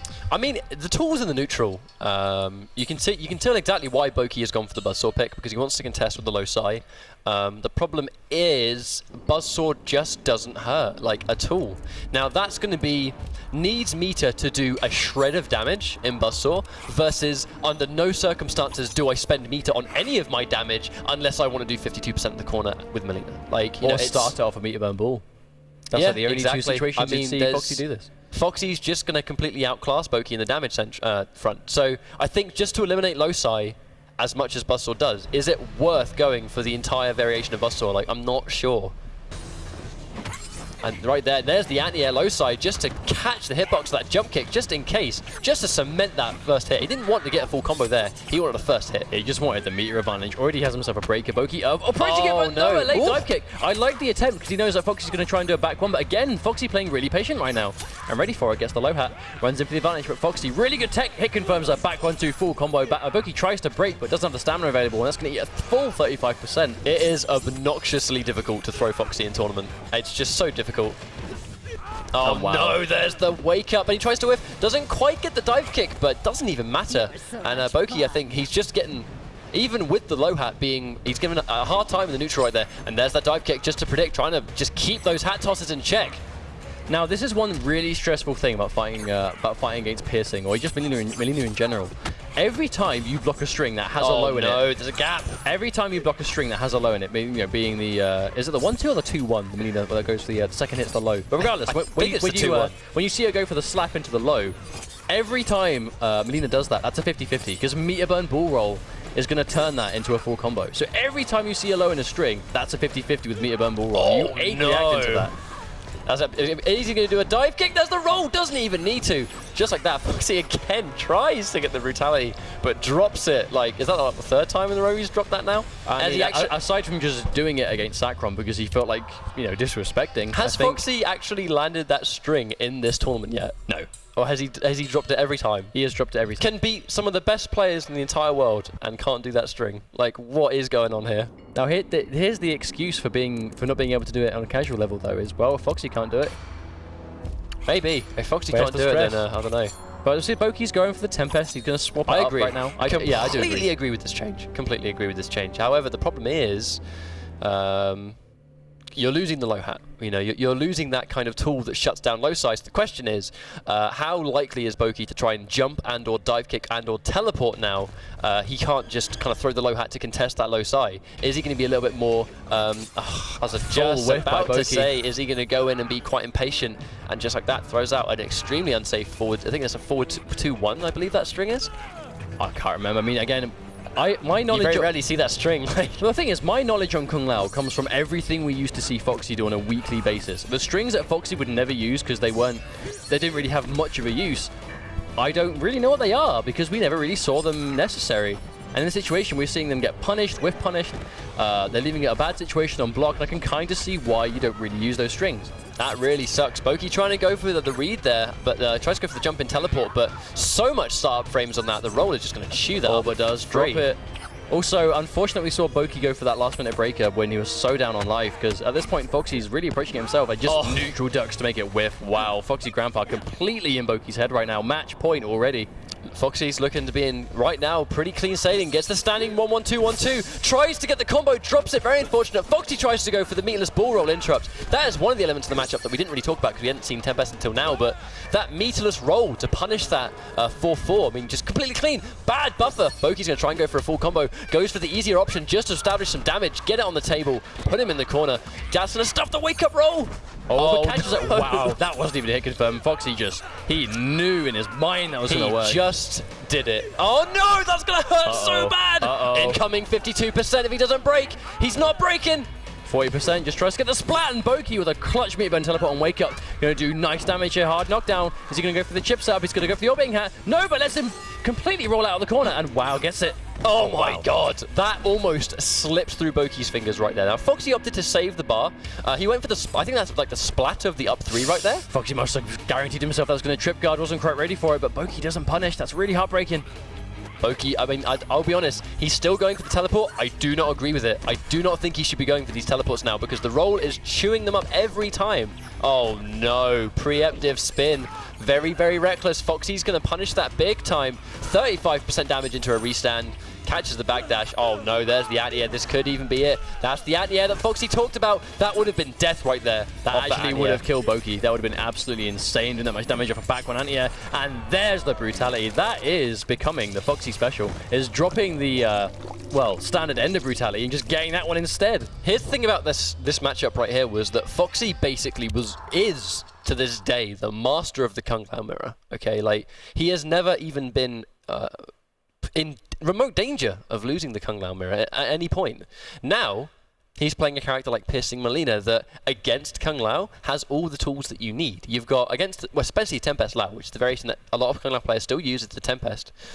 I mean, you're now playing a character that can keep him at bay, has good tools in the neutral, I mean, fantastically solid mids, and more importantly, if Kung Lao is going to drop his max damage conversion, you can punish him with a full combo at the cost of no bar as Molina because of that ball roll. So, I don't know, I mean, you've now got someone like Foxy who is so decent at the Kung Lao mirror, and now he's playing a character that does even better versus Kung Lao than Kung Lao. I mean, ouch. I'm not quite sure how you deal with it though as a Kung Lao player, because that's the situation, and it sort of goes back to, again, if you play one character, because the variation system's really good, and I really respect it, and I love what it does to the game, but I don't think multiple variations is enough for certain characters in the game now. I feel like when we're playing for, you know, it's $200,000. We've got players from all over the globe who are just going to be gunning for that money. I think you need to really maximize your chance, and I don't think having one character is going to cut it anymore. I think, especially when like the current dominant players, Sonic Fox, master of the cast. You know what I mean? Really, he plays a lot of characters. Plays so much. He'll just randomly pick out a character out of nowhere. I mean, surprise Jason pick, yeah, right? But like, I do think that's the way forward for the game. However, after a set like that with Foxy Grandpa being our first grand finalists, do we have anything cool on the Twitter, Gaskin? Yeah, we've got a good question here actually from Ernesto Vargas. He says, I'm a huge fan of Triborg, Cyrax. How do you guys feel about the recent patch? I think it's quite hard to say, really, because for those of you watching that might not be aware, there was quite a big patch recently that specifically hit the Kombat Pack 2 characters, really, more than anything else. So Triborg, especially, was significantly nerfed, definitely brought it down poor guy. poor guys, I guess, poor guys, was brought down a bunch of pegs from where he used to be. So let's think about what was changed, and let's think about why that happened. Let's look at Cyrax as an example. Cyrax before had unreactable, very hard to blockable vortex off of every single airborne net using his low bomb and his back 2. So very hard to deal with. Unreactable, so very much just a hard to blocker you had to really deal with. Cyber Sub-Zero had similar things in the corner. Cyrax has a similar corner game still using that sort of stuff. But you could sort of think, does that sort of thing belong in the game? Because that's the main change to Cyrax. I mean, people can have opinions on what happened to the characters. I don't think Cyrax needed as much of a tone down as he got, but that definitely needed to go, in my opinion, because there are some things that, especially when playing for this amount of money, I just don't think really belong in the game. Yeah, for sure. I mean, good answer, really. I mean, I could talk for ages about Triborg, but alas, we have a show to do. So have we got any more questions before we get into our next set? Not questions, more statements. Jack Harris said, CIS boys had their time last week. The big dogs are back now. They certainly are. Just remember, you can join and ask us any questions. Hashtag MKX Pro League. If you want to try and win this amazing trophy, just head over to esl.gg/MKX comp, all in lowercase. All right, thanks so much, guys. We appreciate the questions. We want to get you as involved as we can. Hashtag MKX Pro League. The questions are what we really like, you know. Just if you guys have got anything you want to know about the game, about the players, because we've been with these guys since day one. If you want to know anything, what their favourite meal is, what they have for breakfast, just chuck it our way. I don't know what Dupe had for breakfast, so don't ask me that. But you know what I'm saying. Salt licorice. Probably. That is a thing in Finland. It is indeed. Of course. That part of the world, they love salt licorice. I don't, though. I think it's absolutely vile. It is the worst thing ever. But going into our second semi-final of the day, we have Jupe versus Madsen. Now, this is going to be good, purely for the reason that last time these guys fought in an online tournament, Jupe won. And that is purely why I think this is going to be really fun. I don't know who Madsen's going to pick. I think Madsen was trying out with Cyber Sub-Zero in that set, but Madsen has a really good Cyber Sub. So I think we're going to see one of two things here. Madsen is either going to go with Sub-Zero, which is a good matchup against Cutthroat. If he wins with Sub-Zero, we might see... that could be completely wrong. Madsen's Blood God comes out. This is what we want to see. Cutthroat versus Blood God. Now, you are chipping away at a constant, very, very aggressive brick wall when you fight against Blood God. That wants to punch you in the face for 70% damage. It also means that in order to do damage against Blood God when he's got a totem up, you have to use the Meteor, the buff or the Meteor Burn buff to really hit him to make it count. But doing 50% damage to yourself against Blood God is a problem because he can regenerate so well. Here comes, Madsen immediately going in, and Jupe, as you can see right there, he's got a couple of hits, and against that damage mitigation totem, you just can't tell where the damage has gone. Madsen gets in, tries to go for the armor. That's going to be a full combo. Jupe upping to save the bar. Madsen drops the combo, but keeps him in the corner, which is the important thing. Now Madsen just wants to keep Jupe right here, gets the damage reduction totem up. I mean, basically, you may as well give Blood God more health as soon as you see that purple totem, because it makes such a difference, especially when you're down on life against him. Again, for those that may not know as well, when he's actually blocking when the totem is active, he's going to build a lot of meter, and you can see just how many times Jupe has landed a hit, and Madsen has so much life, and that's already gets the low. Madsen's not breaking. Jupe's going to go for big damage. Wow, Madsen has to break. He's going to die. No, recognize it takes 42%, but gets the reduction and blocks the airball, and that's going to be a clean punish. I love that though. Jupe gets the low, goes okay, big damage time, and Madsen was like, uh-oh, I need to break this or I'm going to die, and manages to get it in time. But Madsen gets the nice hit of this, but gets the purple totem, and that's the important thing. If Madsen didn't break that corner combo, Jupe, you bet that Jupe would have spent that second bar to go for the second slash. Absolutely. And he's going to get the reversal, but as you can see, because he reversaled the totem, that's just, I mean, Madsen's still sitting on more life. I mean, he dropped the combo, but that did 10% before. That's not respectable damage to stop someone from doing something reckless. Goes to the damage totem. Oh, no.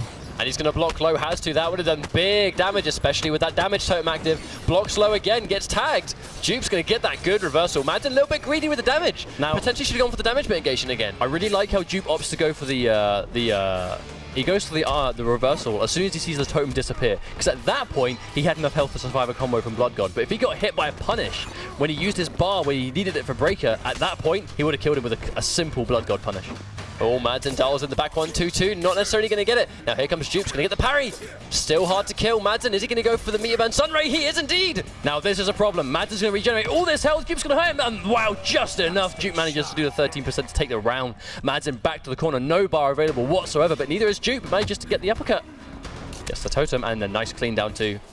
Oh, he's going to get the overhead. I mean, he's just going to more so just keep him in the bad situation right there. Madsen's going to go in, gets the grab. That's going to be a free totem. No doubt I would like to see some damage mitigation right now, just try and secure this round. Now, dropping corner combos with Cutthroat is very problematic, because if there's one thing you need as Kano, it's that hard knockdown from the straight ball. And if you miss that, then you don't get any damage buff, you don't keep your momentum going. But against a character like Blood God, who's just going to be able to regenerate and take so little damage, you need to make every hit count when he hasn't got that totem on the screen. I mean, 21%, that's supposed to do 30, just took a clean 9% off it.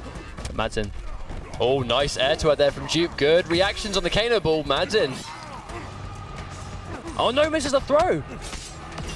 And there's the counter poke, but he's still alive because he's got the damage mitigation totem, gets the grab. That's going to be damage mitigation again. No bar. Now Jupe has no meter for a break. Has to be so careful. We're going to see meters wake up. No. Oh no! That's going to be the game. Madsen's not going to drop this one. Oh my days. Madsen is back, ladies and gentlemen. Just like that, tags him on the overhead right there. Jupe, I don't know what he tried to do. I do not know what he tried to do there. He just got hit mid-string. I mean, Blood God doesn't have 50-50s. There's no reason to not just block but yet. I mean, that was a 49% damage combo, and it did just enough to kill him before it finished off. So he had half of his life left against a Madsen with no health whatsoever, no chip damage available. We call that the magic pixel. A magic pixel. So Jupe is sitting there, sitting pretty at half his life bar, going, nah, it's fine, mate. I don't have to worry about that. Gets hit once because of the damage totem. Maybe that's it. Maybe Jupe saw the damage totem and thought, uh-oh, he's going for a big play here. I have to be really careful. And he overthought it and just got hit by the string, and that was all he needed. Because Madsen took that straight into the Meteor Burn Sun Disc, and that was all he needed. Madsen is going to get his Jinsei Chamber stage, though, which means that he's going to get those corner reversals to deal with the Cutthroat corner pressure. So it's going to be interesting. Only once, though, at least on the left-hand side.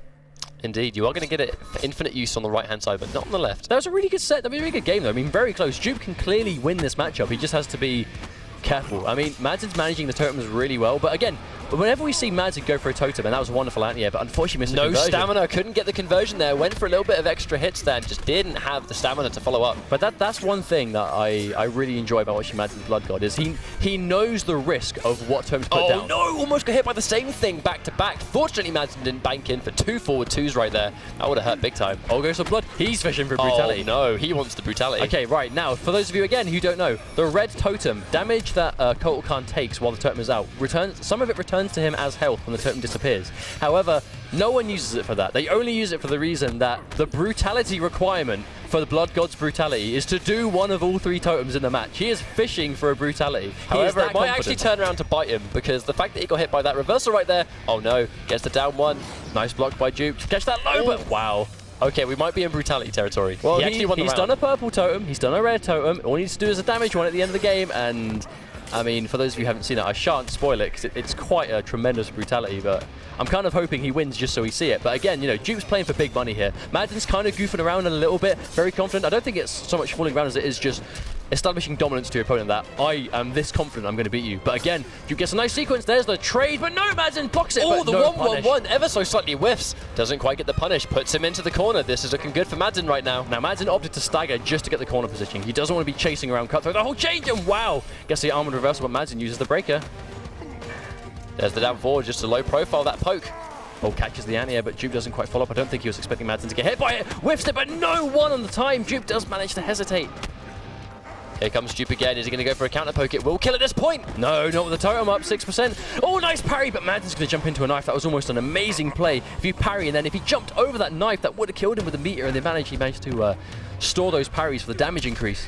Oh, that's going to be a full hit confirm. Here comes Madsen. Going to go for the damage mitigation just to make that health slightly harder for Dupe to pull back. Dupe needs to start just respecting these Blood God block strings, because he's just getting hit by the strings. There's no mix-up to it. He's just getting hit by them. He's trying to let go and wake up down one will trade. Now Madsen just doesn't be blocking, and there's the corner reversal you were talking about at the start of the match.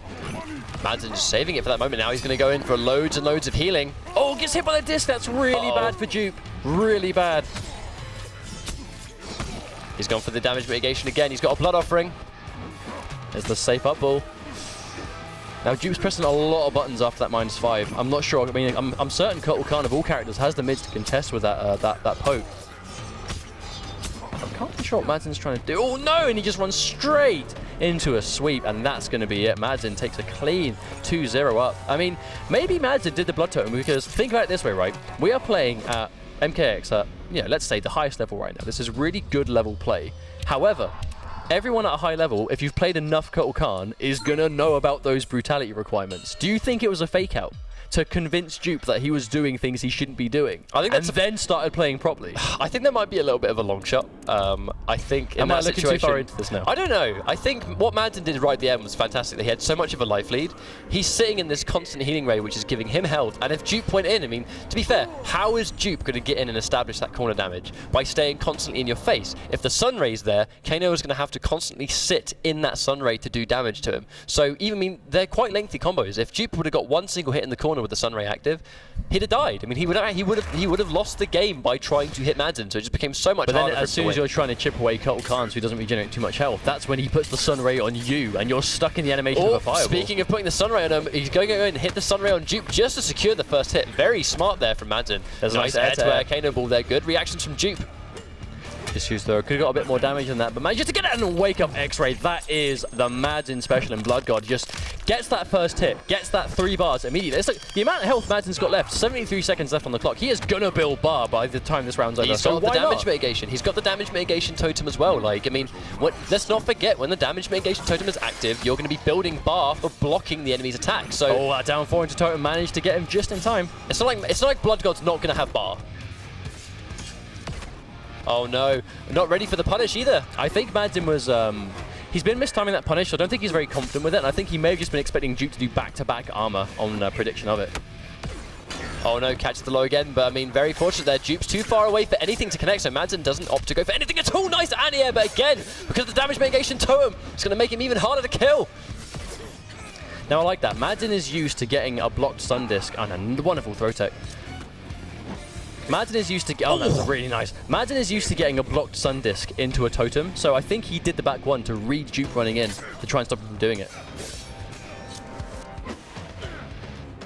I like here confirming into the strike to make himself less minus than if he went for the regular, the follow-up. It's just a clear understanding of the character and a lot of knowledge. Dupe is just playing really well so far. I mean, yeah, 2-0 down, but he's playing really well in these games. It's evidently very, very difficult to get any substantial damage on Blood God. You have to catch him with the totem not active, and it's just unlikely that that's ever going to happen.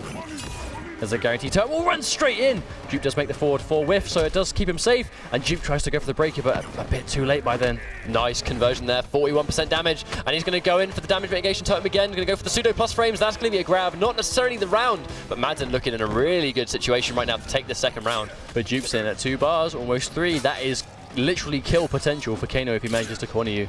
But he's just not. I think Madden's just doing a really good job of just keeping this game mid-screen. And wow, the disc. You felt that one. That one shook. That one shook the screen right there. Damage mitigation totem again. That's going to be a full combo confirm. Opts to go for the meteor burn disc instead. I mean, that could have been a back 1-2 into meteor burn air grab for more damage.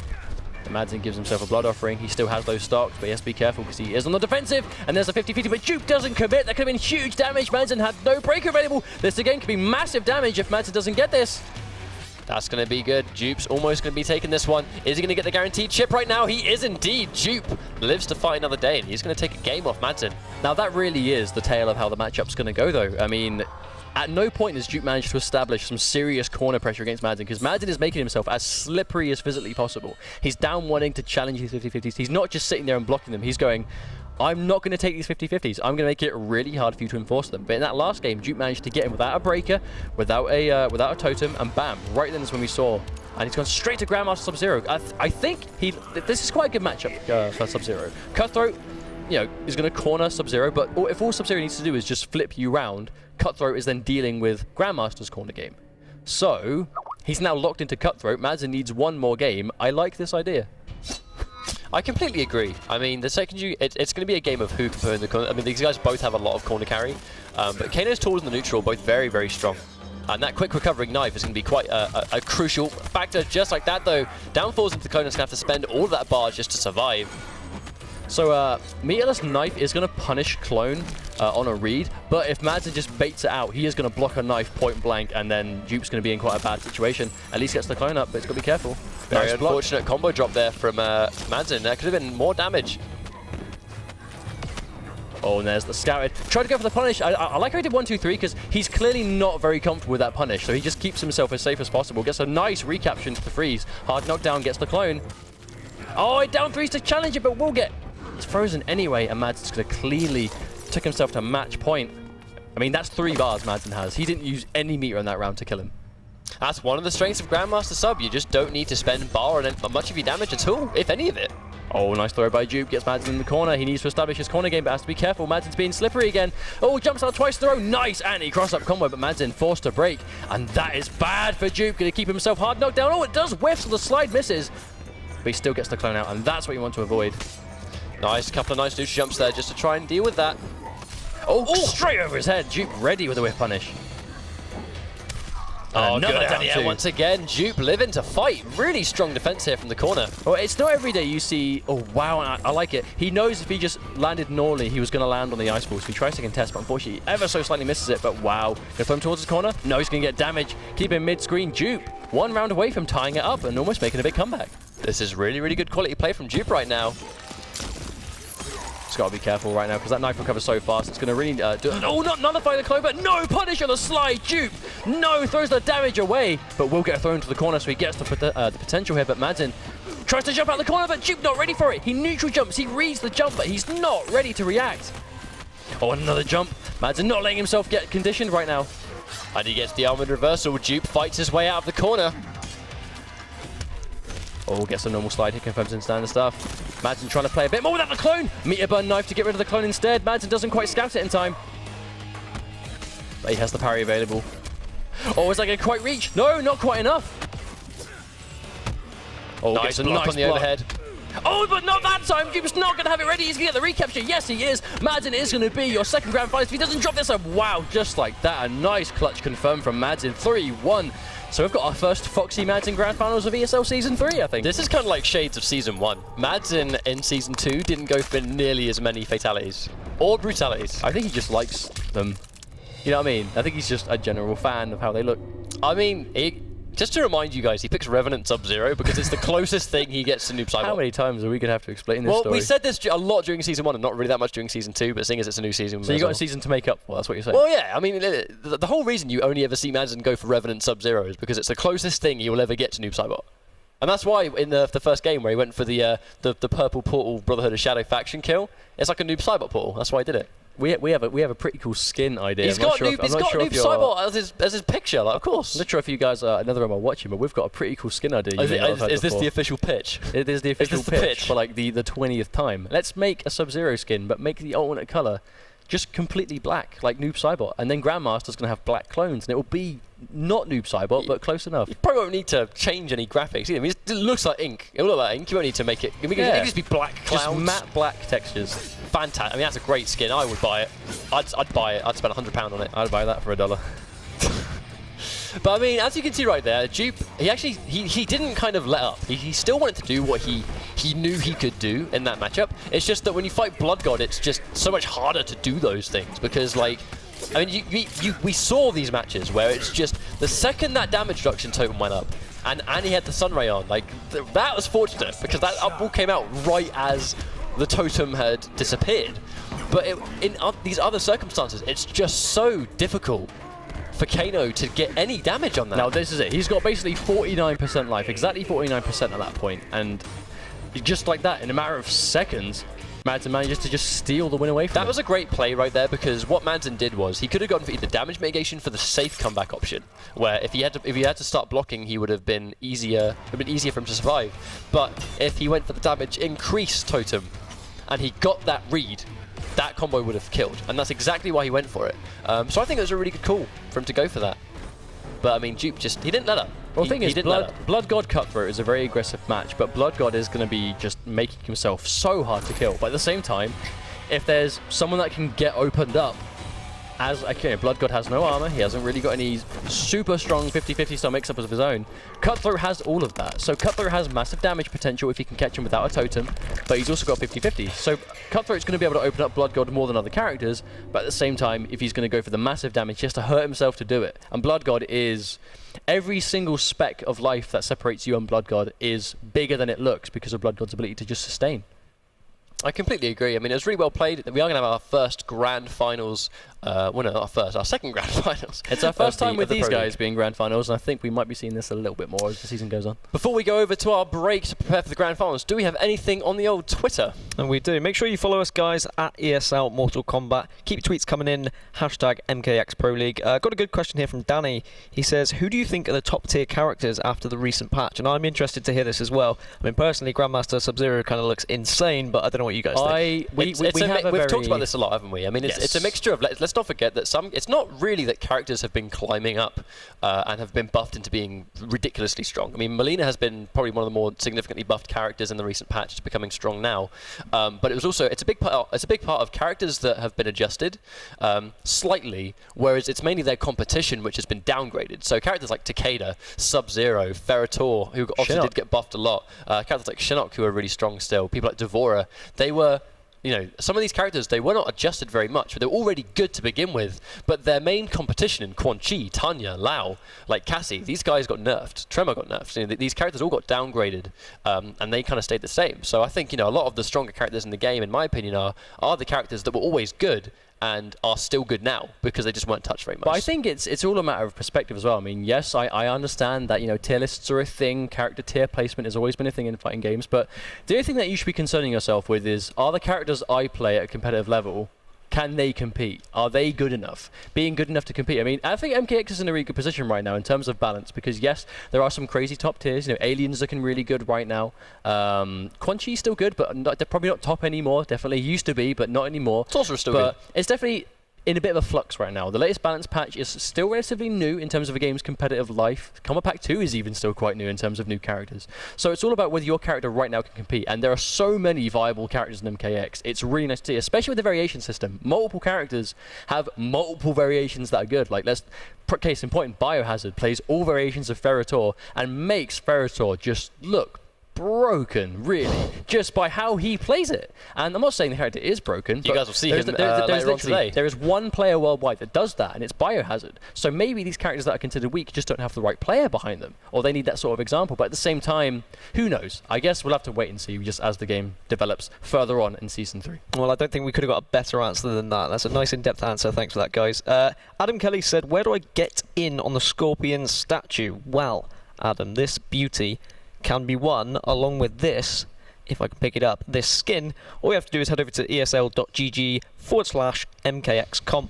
Just enter the competition there, and this could all be yours. Now, I expect everyone watching to enter this competition because that skin is rare. I cannot stress enough. If I was watching at home or playing, I would be entering for that because I really want that skin, and I don't have it, and it makes me really sad that I don't have it. Maybe like a fiance could just enter for you, and you might win. You never know. That happens now. she's won the bobblehead, and that's hers. Now, I'm not gonna take that away from her. I've got one at home already. That's fine. I've got like 5 bobbleheads at home. If it was a bobblehead or a core statue with a really rare skin, I know what 99% of people would go, but she would pick the bobblehead because it's cute, because it's adorable, you know what I mean? But while we reminisce, we're going to go to a quick break, guys, where we set up our grand finals. We're going to have PXP, PND, a Foxy Grandpa versus PND Madsen. A very tried and true finals for EU, but this will be our first time we see this with Foxy's Melina. Who even knows what Madsen's going to pick? But we're going to find out very soon, so don't go anywhere, and we'll be right back.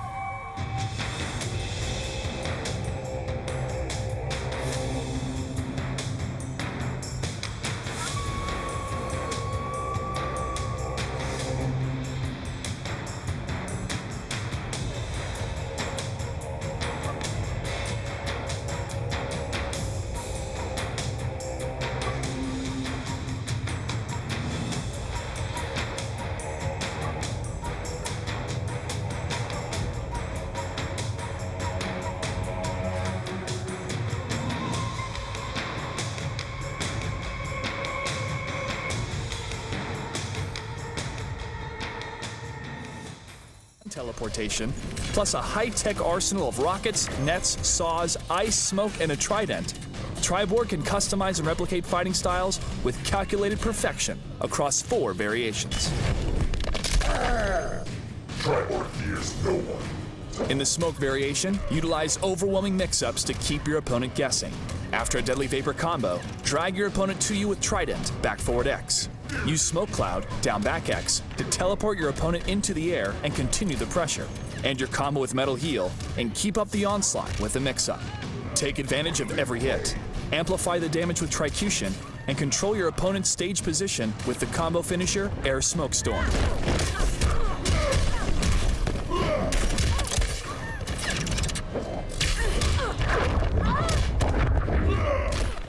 You will be incinerated. Punish your opponent through patient spacing with the Sector variation. Homing Missile, down back Y plus right trigger, is a safe opening allowing Triborg to close the distance. Fire a volley of Havoc missiles, then use Teleport Uppercut, down back B. After knockdown, follow up with a lock-on missile to set up your next engagement. Maintain spacing with Force Sensor and extend your combos with Teleport Slam. Burn through your opponent's armored attacks with Flamethrower.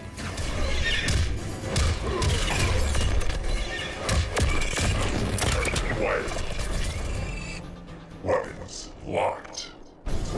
Take control of the engagement with the Cyrax variation.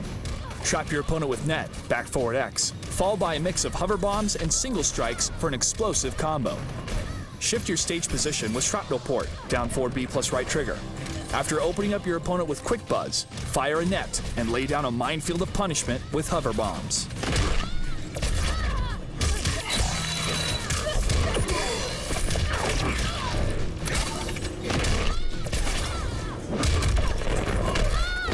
You're clever enough to figure it out.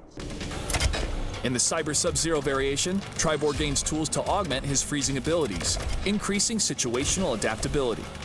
After dropping a far ice bomb, down forward Y, push your enemy back with an air far dive kick and stay on the offensive. After opening with the Seek and Destroy mix-up and maximizing your combo, summon a drone, down A, on knockdown. Up to 3 drones may be summoned and are used to buff a variety of combos and special attacks.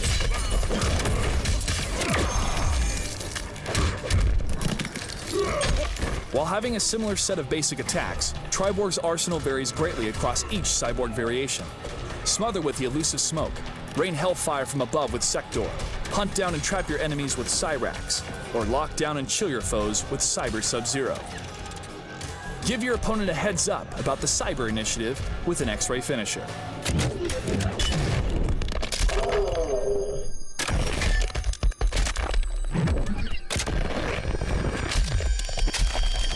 And show your enemy that teamwork makes the dream work with your brutality.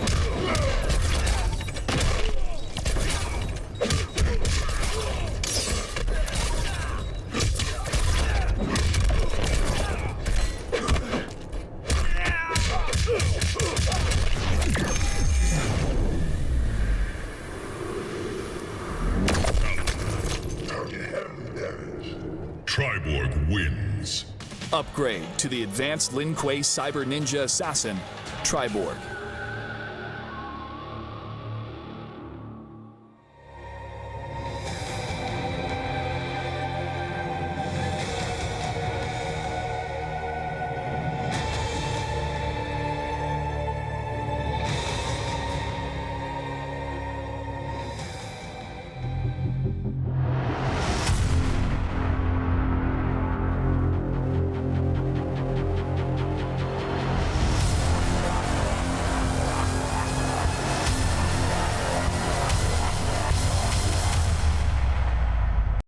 Fight!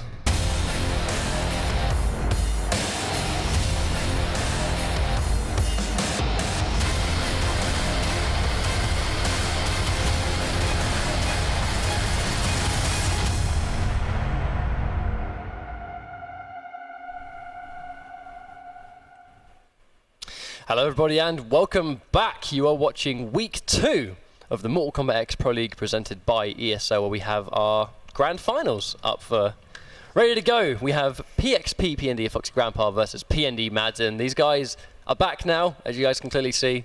They were unable to enter week 1.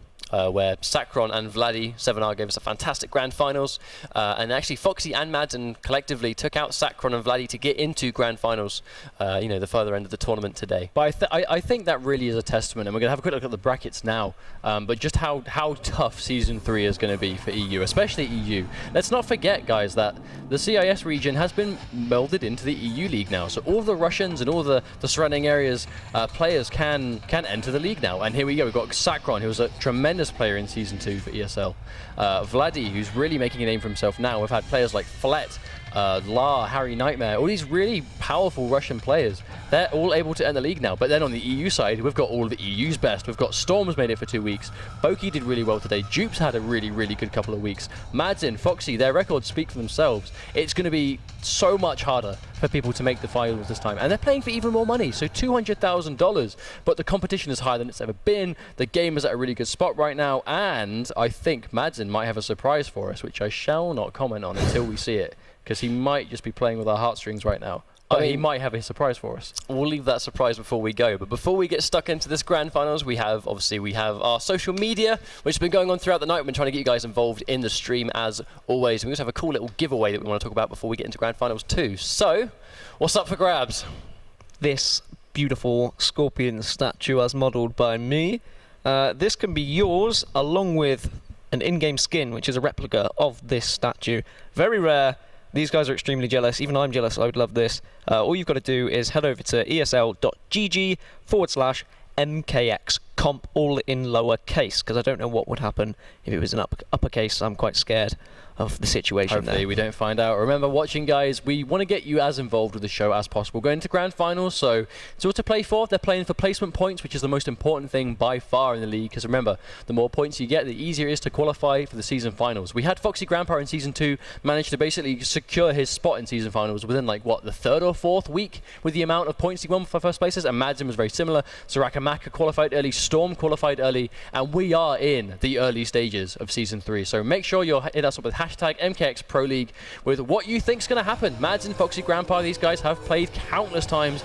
Madzin has beaten Foxy, Foxy has beaten Madzin. It's all to play for. Foxy tends to have the edge in the Pro League, but Madzin does really well offline at events. But Madzin, who knows who he's going to pick? We literally have no way of knowing. Foxy's definitely going to be playing Piercing. I don't think the character he wants to play Lau against Madzin plays. Well, there's so who much knows? to play for coming up. We've said this so many times already, but there's so much money on the line right now, especially for Season 3. You've got the Challenger Cups, like 64,000 in total going into them or something, and you've got the Season 3 finals for $200,000. Let's not throw away exact numbers because we might be completely wrong. I mean, look, I It's could, a lot I of could money, be completely guys. wrong. It's a lot of I money. could be completely wrong, but you know, I've just done the maths in my head, and obviously I'm not really a maths man. He's gonna do it. Is this the He's surprise you gonna were do it. talking about? This Yes. is the surprise you were talking about. Okay, Madzin. so we know exactly why Madzin has gone for this character. How do you compete with back 1-2?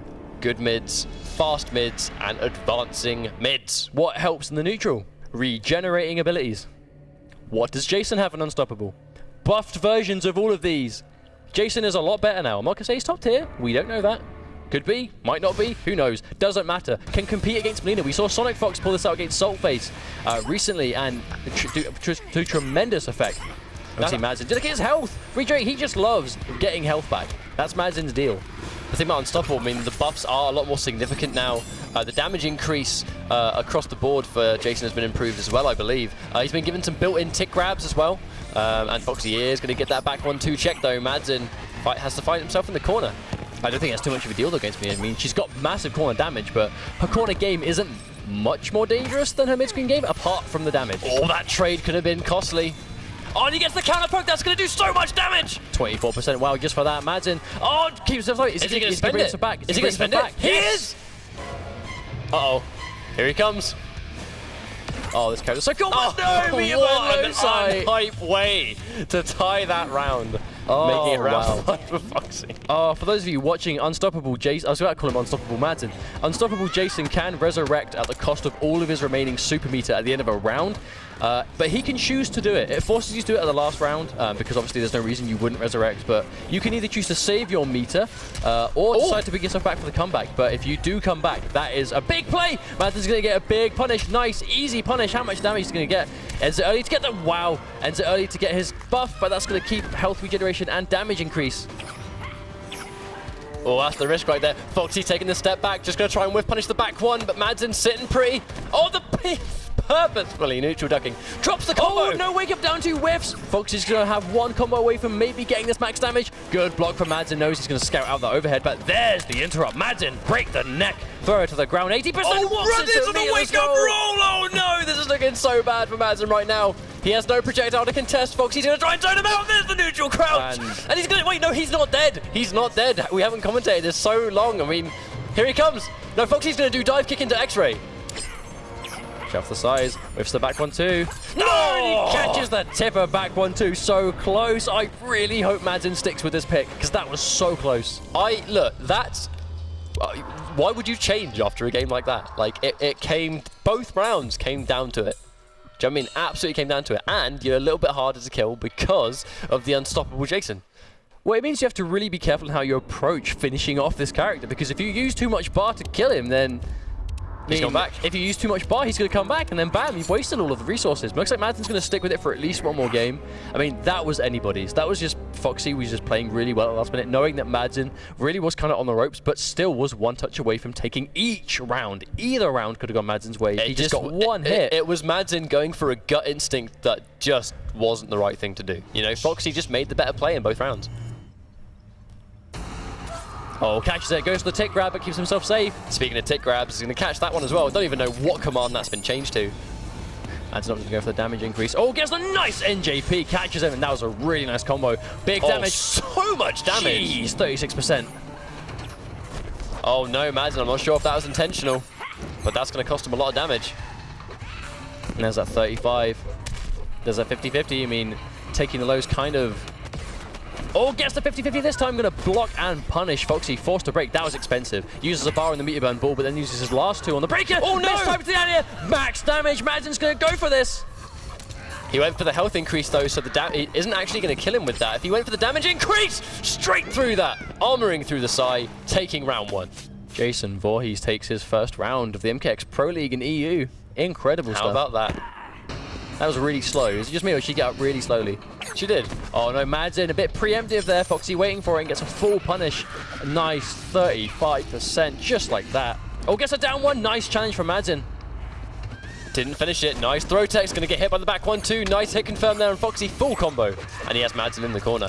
34%. I mean, just like that. Adding up, adding up.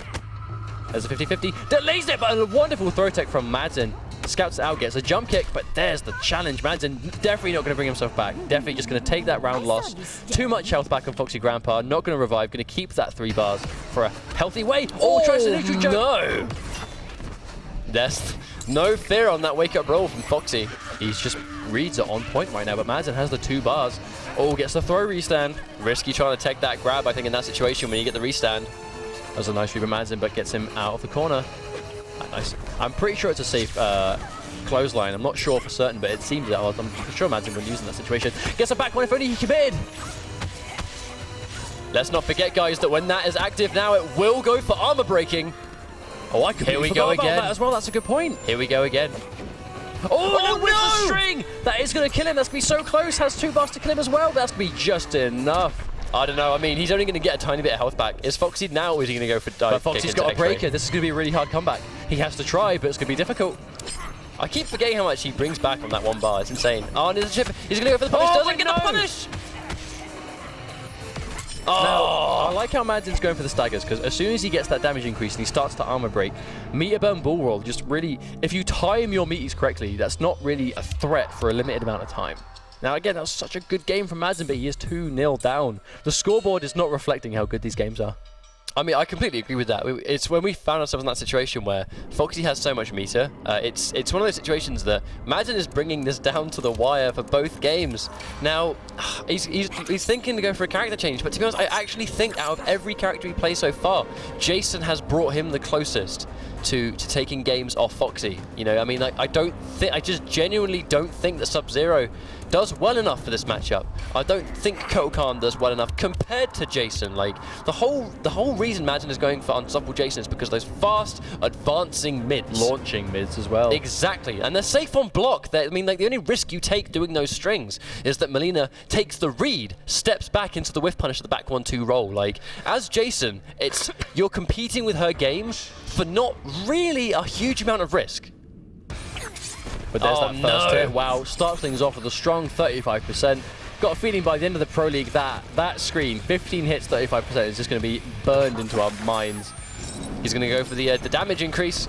Oh no, that wasn't even a trip guard. I think we'd see Madsen maybe opt to go for a bit more of the health regen. I know it's not a crazy amount of health, but it's something. It's going to bring him back in these matches, but no, Madsen autopiloting a little bit too much right now, and Foxy with 3 clean hits can take himself to tournament point of his first week entering the Season 3 of the MKX Pro League. Madsen kind of giving himself on a plate a little bit to Foxy right now. I mean, there's a nice reversal there, but I mean, that's the one problem. If he gets a good read, he's not going to get... Oh, that's the whip! Oh, so ready for that to connect. Now that's a nice damaging armored reversal right there. 24% just by itself catches the hit, forces Foxy to break. No, catches him recovering in time. Foxy ready for him to buff up, and he will get fully punished again. 35%. That ain't a blood god totem. That's going to be a lot more unsafe to go for after things like breakers. Still manages to get it up, goes for the damage increase. That's going to hurt big time. That's going to take the round for Madsen for sure. No, he drops the combo. Ouch. That's a bat. It's going to be bad punishment right there for Foxy. He's going to go in, and now Madsen's in trouble. He's not going to be able to break by the time he dies. Goes to the jump in. That could have been cleaned, but no, he's going to be able to get out, but no stamina. Going to bring himself back to life. That's a lot of meter to spend, and that's not even the 3rd round, so it's looking pretty bad for Madsen right now. But that's giving him the life lead. How about that? Oh no, he just runs straight up. into No chip punish, damage. and that's going to be it. Very unfortunate right there. Madsen And he just drops the end to finish it off. But wonderful stuff. Foxy Grandpa really just really establishing back his dominance in the Pro League, taking his first win of Season 3. Madsen, a nice, admirable second place. They're both bagging themselves a nice amount of points. But let's be real, Sacron still has a good amount of points. Vladdy still has a good amount of points. Storm's looking pretty good. Jupe's looking pretty good. These points are beginning to seriously add up. And if these guys keep up this consistency, I have no doubt that the 4 guaranteed players we're going to have so far, I would bet that we're going to have Vladdy, Sacron, Madsen, and Foxy. If they all keep up what they're currently doing, we're going to have to see what happens guaranteed. if these guys can consistently place high enough to get seeded over the course of the brackets. I mean, these guys, the whole reason Sacron and Vladdy had to fight Foxy and Madsen so early was because this was the first week for Foxy and Madsen. Like, these guys came in as underdogs technically, and they came in with no seeding points whatsoever, fighting the highest seeded players, and that's exactly why they had to fight. But now these guys have more points between themselves. You know, Madsen's now sitting on 75 and Foxy's sitting on 100 within this first week. It's going to be interesting to see if these guys will we will see these in potentially semi-finals rather than the first set of matches. If you want to look over and this week's bracket, I mean it's been a lot of 3-0s. Let's be real, a lot of 3-0s. The only exception being 3-1 Duke versus Madsen. Everything else was a clean sweep. This might be somewhat of a repeat of Season 2 in this case. I mean, Season 2 we had some really close sets from a lot of players. I know Zarakamaka and Storm would always have really close sets. They gave us some amazing sets, I'm not going to lie. I miss those. But right now, I mean, the game's really fast. These guys are playing at an insane pace, and the matches and the sets are just flying by before we know it. But with characters like Melina, who universally tend to slow things down quite a bit, she's still winning the games really quickly. And I think it's just people really need to adjust to, not Melina, Foxy's Melina, because the way Foxy plays Melina is different to literally everyone else that plays this character right now. And this is why. Just these little subtle differences with combining it and throwing in universal 50-50s, the risky meter burn reversals that she has. Just you chuck all that stuff on top of a player like Foxy Grandpa, and you're going to see this sort of dominant play. Yeah. Crazy stuff. No doubt about it. No doubt about it. So, I mean, there was quite a quick grand finals from what we normally have sometimes. It was like, a very, very, very clean 3-0 there. But the Jason pick. Has anyone on Twitter talked about the Jason pick? It doesn't look like they have. The only tweet actually mentioning it really was Denard Taylor said, Foxy versus Madsen. I don't know if I feel another landslide victory coming along. I mean, it was a landslide victory, but they were closer games than probably people thought. But he was pretty much bang on the money there. We do actually have a little statement from Foxy Grandpa. I was expecting like a paragraph or something. All he said was, "Who will stop this carnage?" Oh no, of course. I know where that came from as well, so I mean I won't repeat. But who will? Who right now? Madsen failed to stop the carnage. Sacron failed to stop the carnage. Is it going to take someone that hasn't entered before? If you're watching and you want to take part in the MKX Pro League, feel free. Maybe someone that we haven't seen is going to be the one to take out Foxy. But do remember, guys and girls, watching. Just about to say. Next week, players will play to qualify for top 8 on Sunday as usual. However, due to PAX East, North America will be delaying their stream. They'll be doing it early on Monday instead of next Wednesday, and so will EU. So we'll see you guys again on Monday for the top 8. But before we go, remember, guys, you have one last chance to enter for today's raffle. Would you like to take this one away? This marvellous statue here. You can enter it if you just go to esl.gg/MKX comp. It also comes with a nice little skin, a replica skin for in-game. Don't forget to check over to our youtube.com/ESLTV to check out all the VODs from today and from last week and just get involved. Thank you everyone who kind of asked me questions today, asked these guys questions. It's great to have the interaction. It's been a great stream and nice win there from Foxy Grandpa. Thank you very much for that, Gaskin. It's always a pleasure, as always. I mean, I have been Ketchup. I have been Mustard. And you have been watching Week 2 of the Mortal Kombat X Pro League presented by ESL. Don't go anywhere throughout the rest of the night because we still have a hell of a North American top 8 coming up in a few hours. And get signing up. We have the Challenger Cup this Saturday, and we'll be playing through the top 8 of next week on Sunday. So, I mean, these are free to enter, guys. No reason not to, as long as you're old enough, obviously. Get playing, make some money. Maybe we will see you next week. Thank you very much, and take care.